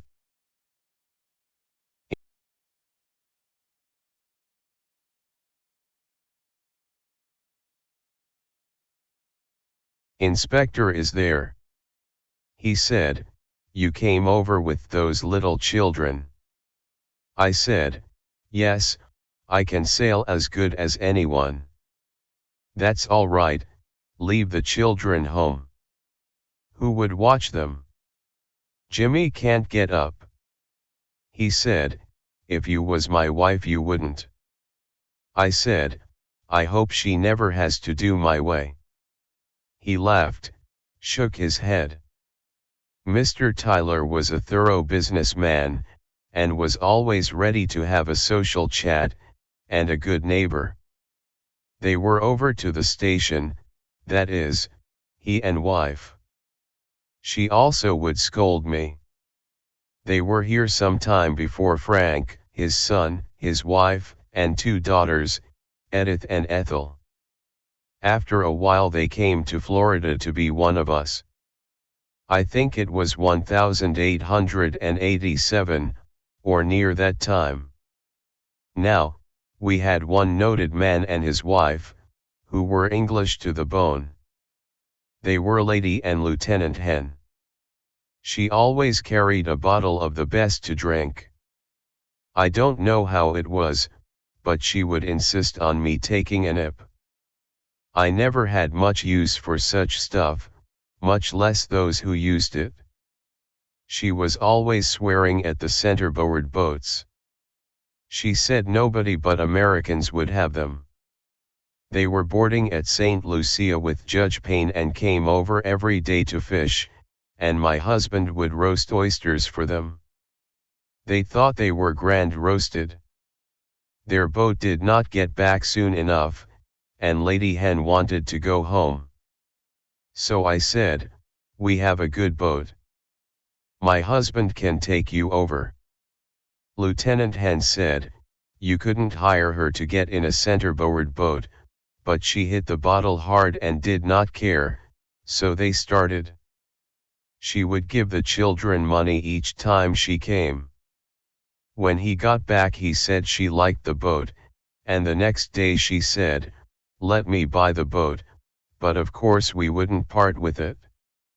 Senator Matkey and son, Dick, were boarding at Judge Payne's, and his wife and one daughter. They came to our house and we gave dances. We would invite the guests and send ox teams for them to come down, but we did not know their names. But they would come and enjoy the square dances. You could hear them laughing far out on the river. Dicky loved to dance what he called a cracker breakdown, and was a sport right. He paid the fiddler and the man who beat the strings. Ben Sui and wife always came, and he would dance till the last minute, then sing "We Won't Go Home Till Morning," and it was 3 in the morning many times when they would leave. We would come over to our house for the dances. Now we would move the next week, so was painting the boat, and we were trying to decide what color. I said white with red and he said blue stripe. We heard the bushes cracking. I said, "It's the dog." He said, "Listen, it's a wildcat." He said, "Too heavy, it's a bear." He said, "Here is the dog asleep. Be quiet, he will pass us." And he didn't come around the bow of the boat, he came around the stern. I jumped back, stepped on the dog, and he yelped. He saw the bear and ran, yelping every step. It came near running over me. We saw him run by the house and did not know where the children were. So we ran and the children saw him and said, "The bear bit Guy." That was the dog's name. They heard him yelping. We couldn't get him out all day. He came back the next afternoon. We had some beehives and he discovered them, and when we saw him he had turned one over and was eating honey, and the bees swarming all over him, in his ears, all over his head. He rolled and pawed and stuck his nose in the sand, and then tried it again. We had no cartridges, so off he trotted on down the beach, but ruined the bees and honey, too. We moved home once more and my husband went to Titusville to get his license for pilot and captain, as he was notified through the mail to pilot one of the boats. The boats would start in 1 month. Oh, I tell you, that was joyful news, as we felt we were nearing civilization at last. When he returned he said he would help stake the channel, as he had run boats for 17 years, knew every sand and oyster bar through the 9 miles of Narrows, he could pilot a boat safely. The Narrows begin south of Vero and through where mangroves were on both sides of the channel, north for 9 miles above Vero. Well, Sunday came, and at last the day for the boat. Now every house was astir. It was 4 in the morning when we saw her bright light. She blew her whistle at St. Lucie and the echo sounded from one side of the river to the other. Oh, how light our hearts were! I knew we could ship our turtles to a good advantage and not lose so many. We stood at the window, at last we had 2 windows, scarcely breathing lest it might be a myth, but we were soon to realize we were awake. We heard sounds like birds. Hark! I said, "Hear birds." Husband said, "No, it's mice." The boat was just in front of our house when something fell in a lump from the rafters to the floor. It was a mouse nest, and a snake had got in and had a tiny mouse in its mouth. It fell at my feet. Some quick move, I jumped in the middle of the bed and got tangled in the mosquito net, fell out. Husband calling for a match, I got one and lit the lamp, and he killed the snake and mice, too, and after all, we didn't get to see much of the boat. We didn't go back to bed. It was daylight, glad of it. The boat got stuck in the Jupiter Narrows. Sent for Captain Jim Bell, as he was called, to pilot her back. He ran on all the boats that ran on the river for 10 years. He ran as pilot for Captain Fisher, Captain Bowie, Captain Watson, Captain Mercier, Captain Bravo, Captain Pattison. I have forgotten some names. He was known from New Smyrna to Lake Worth, now Palm Beach, and highly respected for his true worth. Hail fellow to all. Now I must tell of the first person who died, a Mr. Warren. He was working for Mr. P. Cobb and was living at the Henry Clock Place. He had 3 children and wife. His son, who was about 8 years old, came uptown, walked the river beach and told Mr. Cobb and then Mr. Carlton that his father was sick and somebody come at once. It was nearly 3 miles to walk, but my husband went and found him dead. He was poisoned on canned beef. He was the only one that ate it. My husband left a man there and came back. Mr. Will Beecher and my father worked hard and got a coffin made out of rough boards and lined it with white bleach and went back there. We had a pony, so he put the coffin in the wagon and had to pick his way through thicket and part trail, not much road. Put him in the wagon, nearly night, and the woman and children came in a rowboat. My husband and Mr. Carlton walking beside the horse. When they got here the question was where to bury him. So Frank Bell said, I will give 1 acre of land for a cemetery. So it was over back of the hill near where it is now. Frank gave a deed to it. He was buried and Mr. C.T. McCarty offered a prayer. Mrs. McCarty and Mrs. Jenny Jennings sang Shall We Meet Beyond the River, and it was dark as the little procession wended its way through the pines to Mrs. Jennings' house, where she cared for the little family until money was made up to send them to their people. In 1886 my father and A.G. LAGOW decided to put up a boarding house, as some traveling men and tourist people began to come in the winter time. So he made arrangements to get the money, and built a 6-room house. He had proved up on his homestead. Then Mr. Murray Hall came down and there was a fish house near the shore, and he rented it. Then W. Beecher put a blacksmith shop up. Now, this was Edgartown and the house still stands in Fort Pierce. Mother had 6 men boarders. Of course, we didn't know their business then, but some bought hides, others came for health and one man, Mr. Roy, was trying to get to trade with the Indians, get deer hides for whiskey. So father told him the government men would get him. He did not tarry very long. Next boat he left. Their boarders thought it wonderful that mother could get such a meal. She would fix palmetto cabbage and they said it was better than green corn, and where did she get the turkeys and deer meat? She said, you will see the ones who are the hunters. Mother knew the Indians would be in that night. Sure enough, there was Henry Parker, Johnny Doctor, and Polly and Lucy at the door early. The drummers stood back and watched them. All brought some kind of meats, but mother always took a sharp knife and cut a thin layer all over it off. She said they always looked so dirty. Mother told the boarders she doctored them when they were sick. They liked her.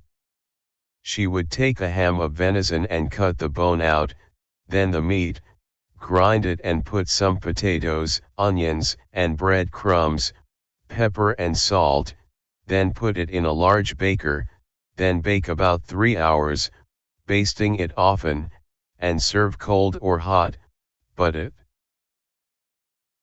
was delicious either way.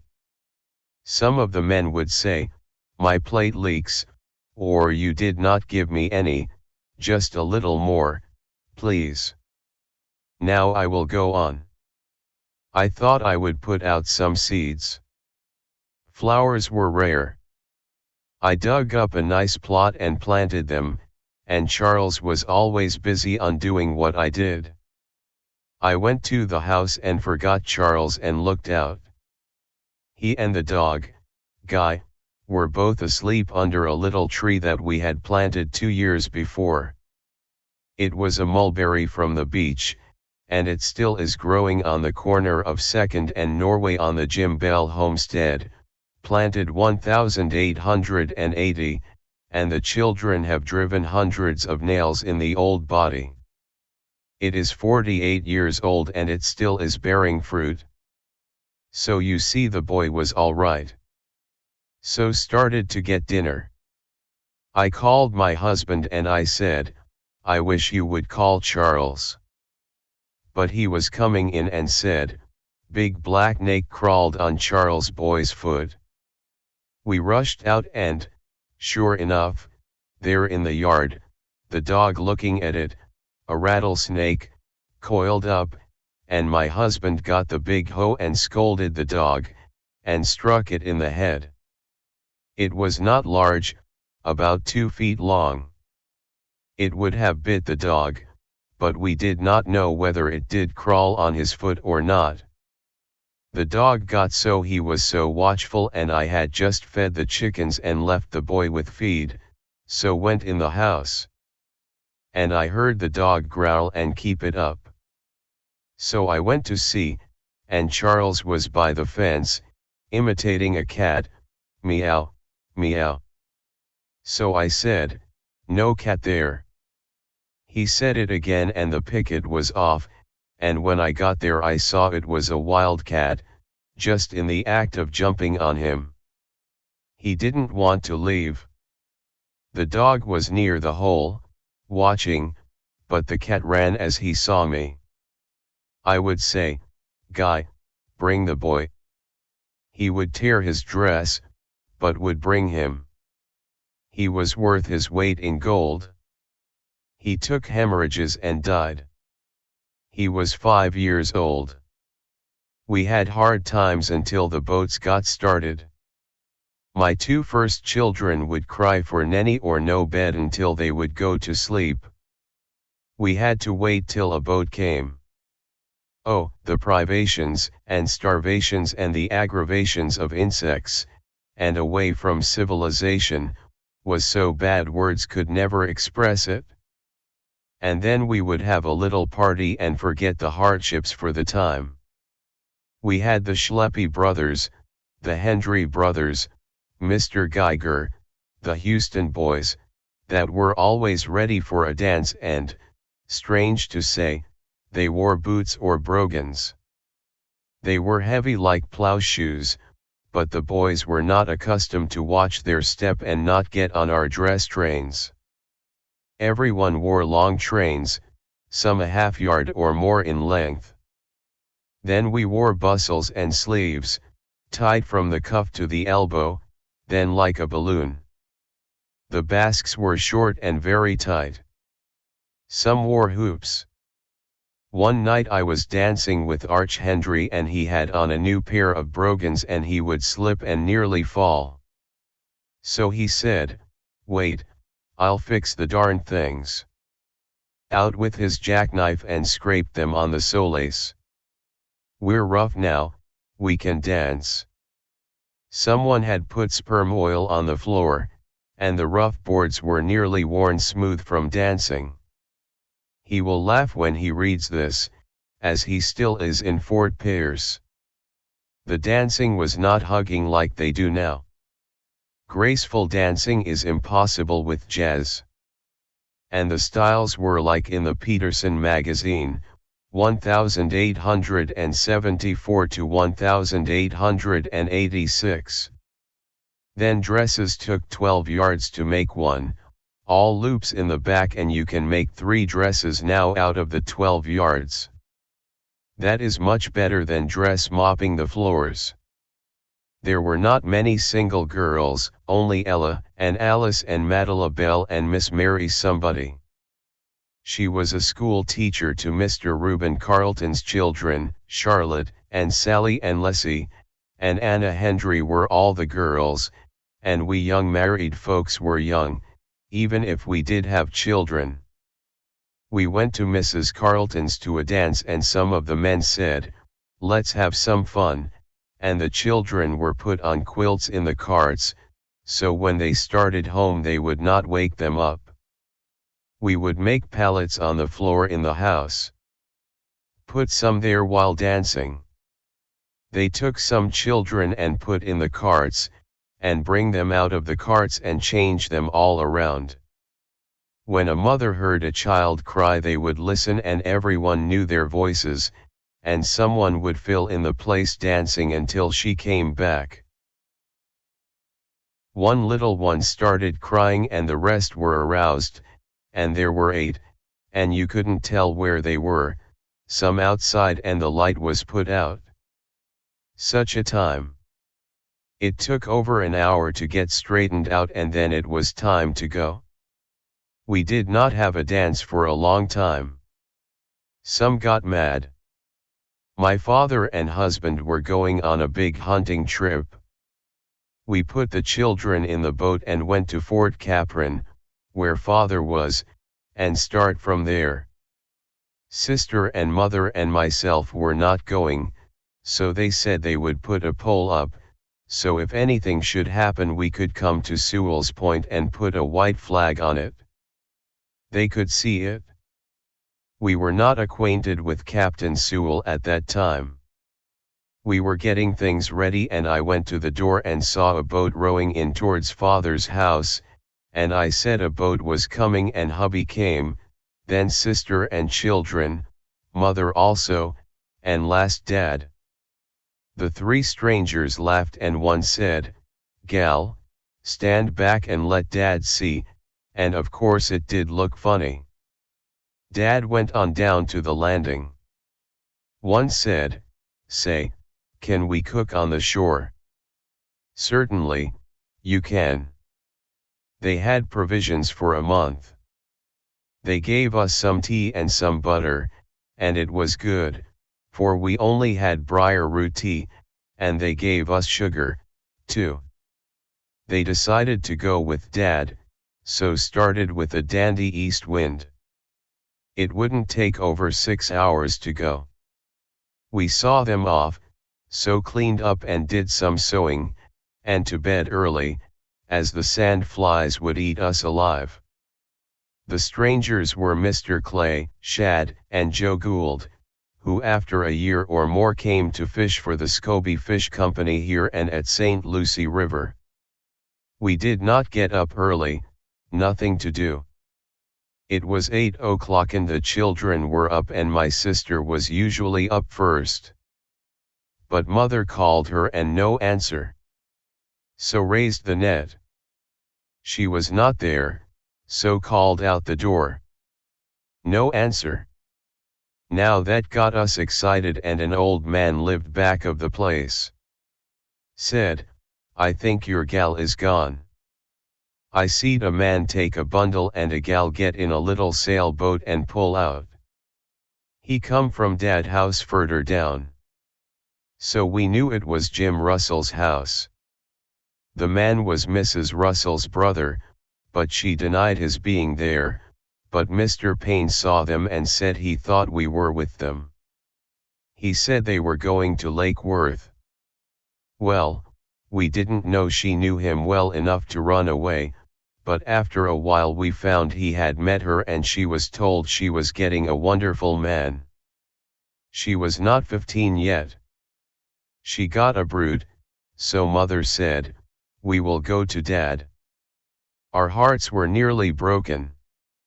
She was such a dear, good girl. We put the children in the old bogum and the sail was too heavy. It had 60 yards in it, so we put a reef in it. Then we got it up quite good. Good breeze from the east, and I made for the east side of the river, then a straight run and could make it in about 4 hours. We could see the place they told us to come to, and they had a fire, cooking supper. But they saw us. They knew the big boat, so Dad and my husband got in the small boat and rowed out to us. They thought all kinds of things till they got to us. Well, we told Dad, and I don't want to ever see him so mad again. But it was too late to get through the Jupiter Narrows, so we camped in the boat, it was so large. Then started, and I was glad they had such a start, as father would have shot him as long as the gun would fire. When we got to Jupiter, the children and I stayed in the boat. The party that was with Dad came along, but stopped at Jupiter, too, as my husband had told them. They said they would wait until they came back. Mother, father, and husband started. They had to walk 8 miles, and sometimes mother would lag behind to rest up a little, but she had a gun, and not afraid of man or beast. She said she got behind going over to the lakeside, as they were nearly there, and she saw the bushes moving and twigs breaking. Looked up and about 20 feet away she could see something slowly dragging along. She called and called. Dad looked around. She beckoned, but he shook his head, but she sat down then. He thought she was hurt, so hurried back. She pointed toward it. They saw what it was. It was a sea serpent of some description. Well, it was green and black and a yellowish mingled colors, and they watched it crawl to the sea. It raised its head and looked all around till it turned their way. Then they said it looked like a human face. It stood up about 3 or 4 feet. They measured to where its tail was and to where the head was, and it was about 30 feet long and looked the size of a small nail keg. They went on over and could see the trail. Told Mr. Brown and more of it. They said it had been seen about twice a year and the Indians were superstitious and would neither kill or try to capture it. So in 1927 one has been seen over at Surfside Beach twice. Some men came over to Fort Pierce to get guns to kill it with, but when they got back it was gone. Don't think it the same one as that was 42 years ago. I will go on. They told Mr. Brown what they came for and he said, I married them, that he had got the licenses in Titusville and I don't know where they went, but his mother lives across the lake. So they let them go. We did not see her for a year. She wrote us. So we came back home. In 1888 Mr. Stephen Jennings and wife, 3 children, son, Arthur, and Paul, and Myrtle Jennings moved in our little town. She said, well, we have come to stay. After they were here some time they bought some land of us and built a house on it, and they became my neighbors. We lived on the river, while they lived about 200 yards back of us. Mr. Jennings was a good worker and could get more than anyone else. Mrs. Jennings was a great nurse and good doctor, and no one ever left their home hungry. She organized the first Methodist Sunday school in her house and worked untiringly until they got the church built. They took up a homestead over on the island, and where he burned mangrove wood and sold the ashes to the pineapple growers for the pines. It was of great commercial value. Took jobs of clearing land. His son, Arthur, stuck to him and in winter went to school. Miss Nettie Gifford was one of the teachers and they took their turn in boarding her, as it did not pay enough so they could pay board. I will tell of the school. The first was a palmetto shack. Mr. Joseph Hurst taught the Bell children and Jim Russell's too. It was at Taylor Creek. Then, about where the Altadena Hotel stands, was a little log house and the children, 10 in number. When it was cold the children would get pine knots and start a fire and stand around to get their lessons. The cracks in the house were large enough that a cat could crawl through. The boys would climb up to the roof like a ladder on it. Say, when they came home they looked like the inside of a stovepipe from standing around the black smoke, but they were happy and healthy. Well, in 1888 lawyer McCarty and wife and sons, Daniel, Charles, and Brian, came to Florida. They located at Ancona. Now it is Eldred. In 1889 they came to Edgartown and Mrs. McCarty was selected to teach the school. She would cook her food and bring it up to do her for a few days, then on Saturday go down home and wash and come Sunday evening. My father gave them a lot and they built a little house on it, so she wouldn't have to go and come so much. I am not sure, but think she taught 2 terms, and was one among the best teachers that ever taught for 15 years. She was a splendid penman, explicit in everything she taught. Mr. McCarty was a man the town needed very much. He induced many people to come to Florida, and needed in his profession, as he was the first lawyer to come in here, but he had some money, as he couldn't have lived here, for not much doing in that line. Then he was assassinated January 30, 1897, which was very uncalled for, and the town surely lost a good man and citizen. They sold their house to Jim and Nellie Seward, the first colored people in town. Elizabeth Carleton, mother of Lim and Wright and Charles, Rube, Charlotte, Sally, and, last but one, Sheriff Dan Carleton, who was killed in duty to his office and people. He was faithful to all, strangers or friends, of which he had many. He left wife, 1 son, and daughter, who still live in Fort Pierce. Mrs. Elizabeth Carleton was mother to all who knew her, as well as to her children. She would go to see the sick, distance made no difference. She would fix soups or something, never thinking of herself. She surely was self-sacrificing. She and family moved out to 10 Mile Creek, where she bought land and built a grove under difficulties. Her husband, Reuben Carleton, was more of a stock man. He would rather do that than farm work. She gave to her children, so that all of them had little start before going to her reward, for she was a thorough Christian. Mr. Ned Summerlin moved to St. Lucie with wife, Pauline, and 7 children, Clarence, Harry, Aidan, Ethel, Josephine, Tom and Dick, and 1 died. Well, now, if you once met him you would have learned his way of joking, for he would look you over and then say, well, if you get sick, come up and get some good clean cooking and get fat like I am. Their table was always set for 1 more. He never saw a stranger, and it seemed the more they gave, the more they had. His wife, a quiet, dear little woman, always joined in anything he did or asked her to. They had one of the longest latch strings or open doors of anyone. Tourists always looked for Uncle Ned. He passed away, but his wife and sons remain in Fort Pierce yet.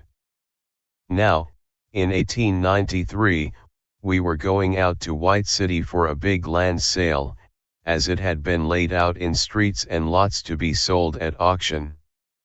And some ran up as high as $400. The funniest part was some of our people bought lots that could have gotten the same land at $1.25 an acre. Could see a big town grow overnight. They had music and dancing and little places fixed to sit, and big tables for the spread lemonade by the barrel, and they had a graphophone with 2 sets of ear tubes, costs 10 cents to hear it. We did not buy. We had land. The company left, but gave White City a start, but they collected quite a sum, and the people thought they had bought land, but would have to sell it by the quart. At that time there was no drainage. They skipped out, but had the money. In 1894 we had a freeze, that the fish in the river were frozen until they would float by the acres, or it looked like acres. The east wind would bring them over to the west side of the river, then the menfolks would rake them back in the water, and it was so terrible we could hardly stand it, and finally they began to sink. We buried lots of them for fertilizer. In 1886 we had a turtle pen with 50 head of green turtles in it, and it was cold. The wind from the west. My husband said, if the water keeps on falling we will have to bring the turtles out and cover them and build a fire. So Mr. Geiger and a colored man, John Hugging, started to bring them to the bank. As the water was 50 feet out, it didn't take much to handle them, for they were getting numb. They covered them up with old canvas and they began to limber up, but we had 3 days of it. So they sat up all night keeping fire, but we lost all but 3, the smallest. Over $500 lost in 24 hours. We had a small grocery store at this time. Will Gibson was a barber and we let him have a place for his shop, but didn't stay long. Too slow for him, he said.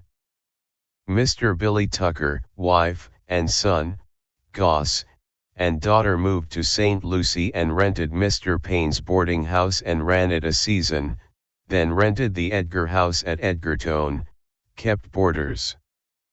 Then Mr. Tucker opened a saloon. After years it was called the Tarpon, but his first saloon was a small house across the street from our store. There was talk of the railroad then, and materialized later. The Edgar House still stands, number 511 North River Drive, or 2nd Street. Yes, and we had a family move in from Michigan. Mr. George Saunders, wife, and 1 daughter and 5 sons, more school children. Then a good school, with Mr. Will Hodge as teacher, and Shirley was a well-liked teacher, and taught for 4 terms. We all surely were glad of the new and nice people that fast were coming in, and the Saunders have lived near the cemetery over 28 years. Their sons' names are John, Perry, George, Nathan, Howard, Raymond, and daughter, Sadie, and made good neighbors. Mrs. Saunders' niece, Maud Wilming, married Will Richards of Eden. Oh, joy! The railroad surveyors arrived on the boat and began the survey and signing the right-of-way, which we joyfully did, for it was the greatest event that could happen to our East Coast. My husband was justice of the peace when a year later they began to bring mules, horses, and tons of feed and everything that goes to build a railroad. Dagoes, Negroes, and workmen of all kinds and color, and all departments. The poor animals did suffer, for they did not know how to protect them from the horseflies, and we had some stuff to put on them, made them use it. But the most brutal treatment you ever saw. So my husband was sent to examine the animals each day and found them beaten till they were not fit to use. So the law was to put a fine on the owner. So that stopped it for a while. Then the men, white and black, would get drunk and fight each other, and several were found in the river, thrown overboard after being killed. The justice of the peace had a time, but he gave it up to Mr. Macmillan and just stayed in the store. He would sell sometimes a barrel of cider a week to the Dagos. They would call for ronkies and sigh. So they pointed to it and we found it was cider and crackers. Sometimes they would get a big box of bread from Titusville and it was so hard they cut it with their dirk knives or soak it in black coffee. Of all things it was that they would kill the buzzards and cook them, but they got after them and finally stopped it. They were dirtier than buzzards themselves. The camps, and turning up so much stuff, it caused several cases of typhoid fever, and most people wouldn't go to a house for fear of getting it. I had my husband and one daughter and 2 sons down at one time, but we had some medicine in the store and I treated them for 15 days. No doctors, no drug stores. The nearest doctor was Drive WMV of Melbourne, and I sent for him and he was all the help I had, just one time. Daughter's fever ran 31 days.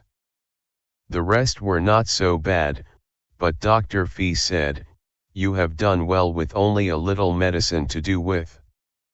So he sent me some medicine by mail, and about 6 months later Dr. Lichta put a small drug store up in Edgartown. But the greatest help I had was from the Lord. I prayed to him for help and he never left me. Drive W.M. Fee was father to Mr. Frank Fee and grandfather to Fred and W.J. Fee of Fort Pierce. They came to Florida in 1888, to Melbourne. Then came here and built up quite a business in the hardware store. Mr. R.L. Goodwin and George Backus came. Quite an interesting family, for they could entertain in various ways, and always ready for fun. All were ready for shows and anything to make pleasure for the public. George Backus and wife, 2 sons, Todd, George, Bessie. They could hold a crowd when no one else could. Mr. Goodwin and wife brought no children. Mrs. Goodwin sometimes would play the piano, but they, too, were jolly and always ready for pleasure. Mr. Goodwin turned his attention to his flowers, especially his Easter lilies, of which he has a great many, and different plants. Now he sells real estate instead of digging it. Now, in 1891, the Dittmar family came to Fort Pierce and got acquainted with my father, and father decided he would go on a farm. So Mr. Dittmar had one to sell and soon he and father traded. Father gave him the Edgar House and 60 lots for his farm in Oxford, FLA. They kept it for a year and sold. Went to Los Angeles, California, where father passed away, and mother is still with me at the age of 86 years, with good health. Now, in 1893, the first one of the work trains had got as far as our place. The track was finished that far and the engineer, Clemens, was fond of my little girl, Annabelle, who was 10 months old. He would take her on the engine and she would cry when he would bring her back. She was the first child to ride on the train in Fort Pierce. I tell you, Our great-grandchildren will never know the suffering and hardships and torture the people had, to build the greatest comfort and cause the greatest development of the richest land in the United States. In 1894, the greatest day for Fort Pierce, when the first train pulled in from Jacksonville with some of the officials and a few passengers, and on it was one of the wisest and far-sighted men at the helm, and made the East Coast what it is today. Henry M. Flagler was the greatest and, as I have said, it was an inspiration from God. Like Abe Lincoln, he was inspired. And now one more, Lucky Lindy, who was inspired, and will be only one, it shows, for his plane was called the Spirit of St. Louis.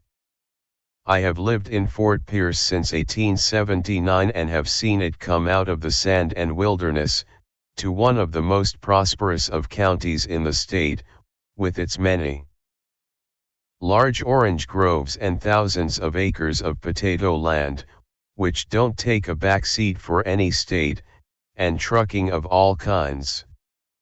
Now the old ox teams are gone, wagons cast aside, horses nearly done away with and replaced with trucks and automobiles, makes the country nearer town. The beautiful large and expensive schoolhouse has replaced the little palmetto one that held 10 or 12 children. The new one can accommodate 1,500. Now a beautiful courthouse and the Fort Pierce Hotel can and does cater to the most fastidious, besides other hotels. And, 2, the causeway which connects the island with the mainland. You can go over and take a swim, or fish, or stop at the casino. There and back in an hour, where it took us, if we had to row, 2 hours to go over to the beach in 1880.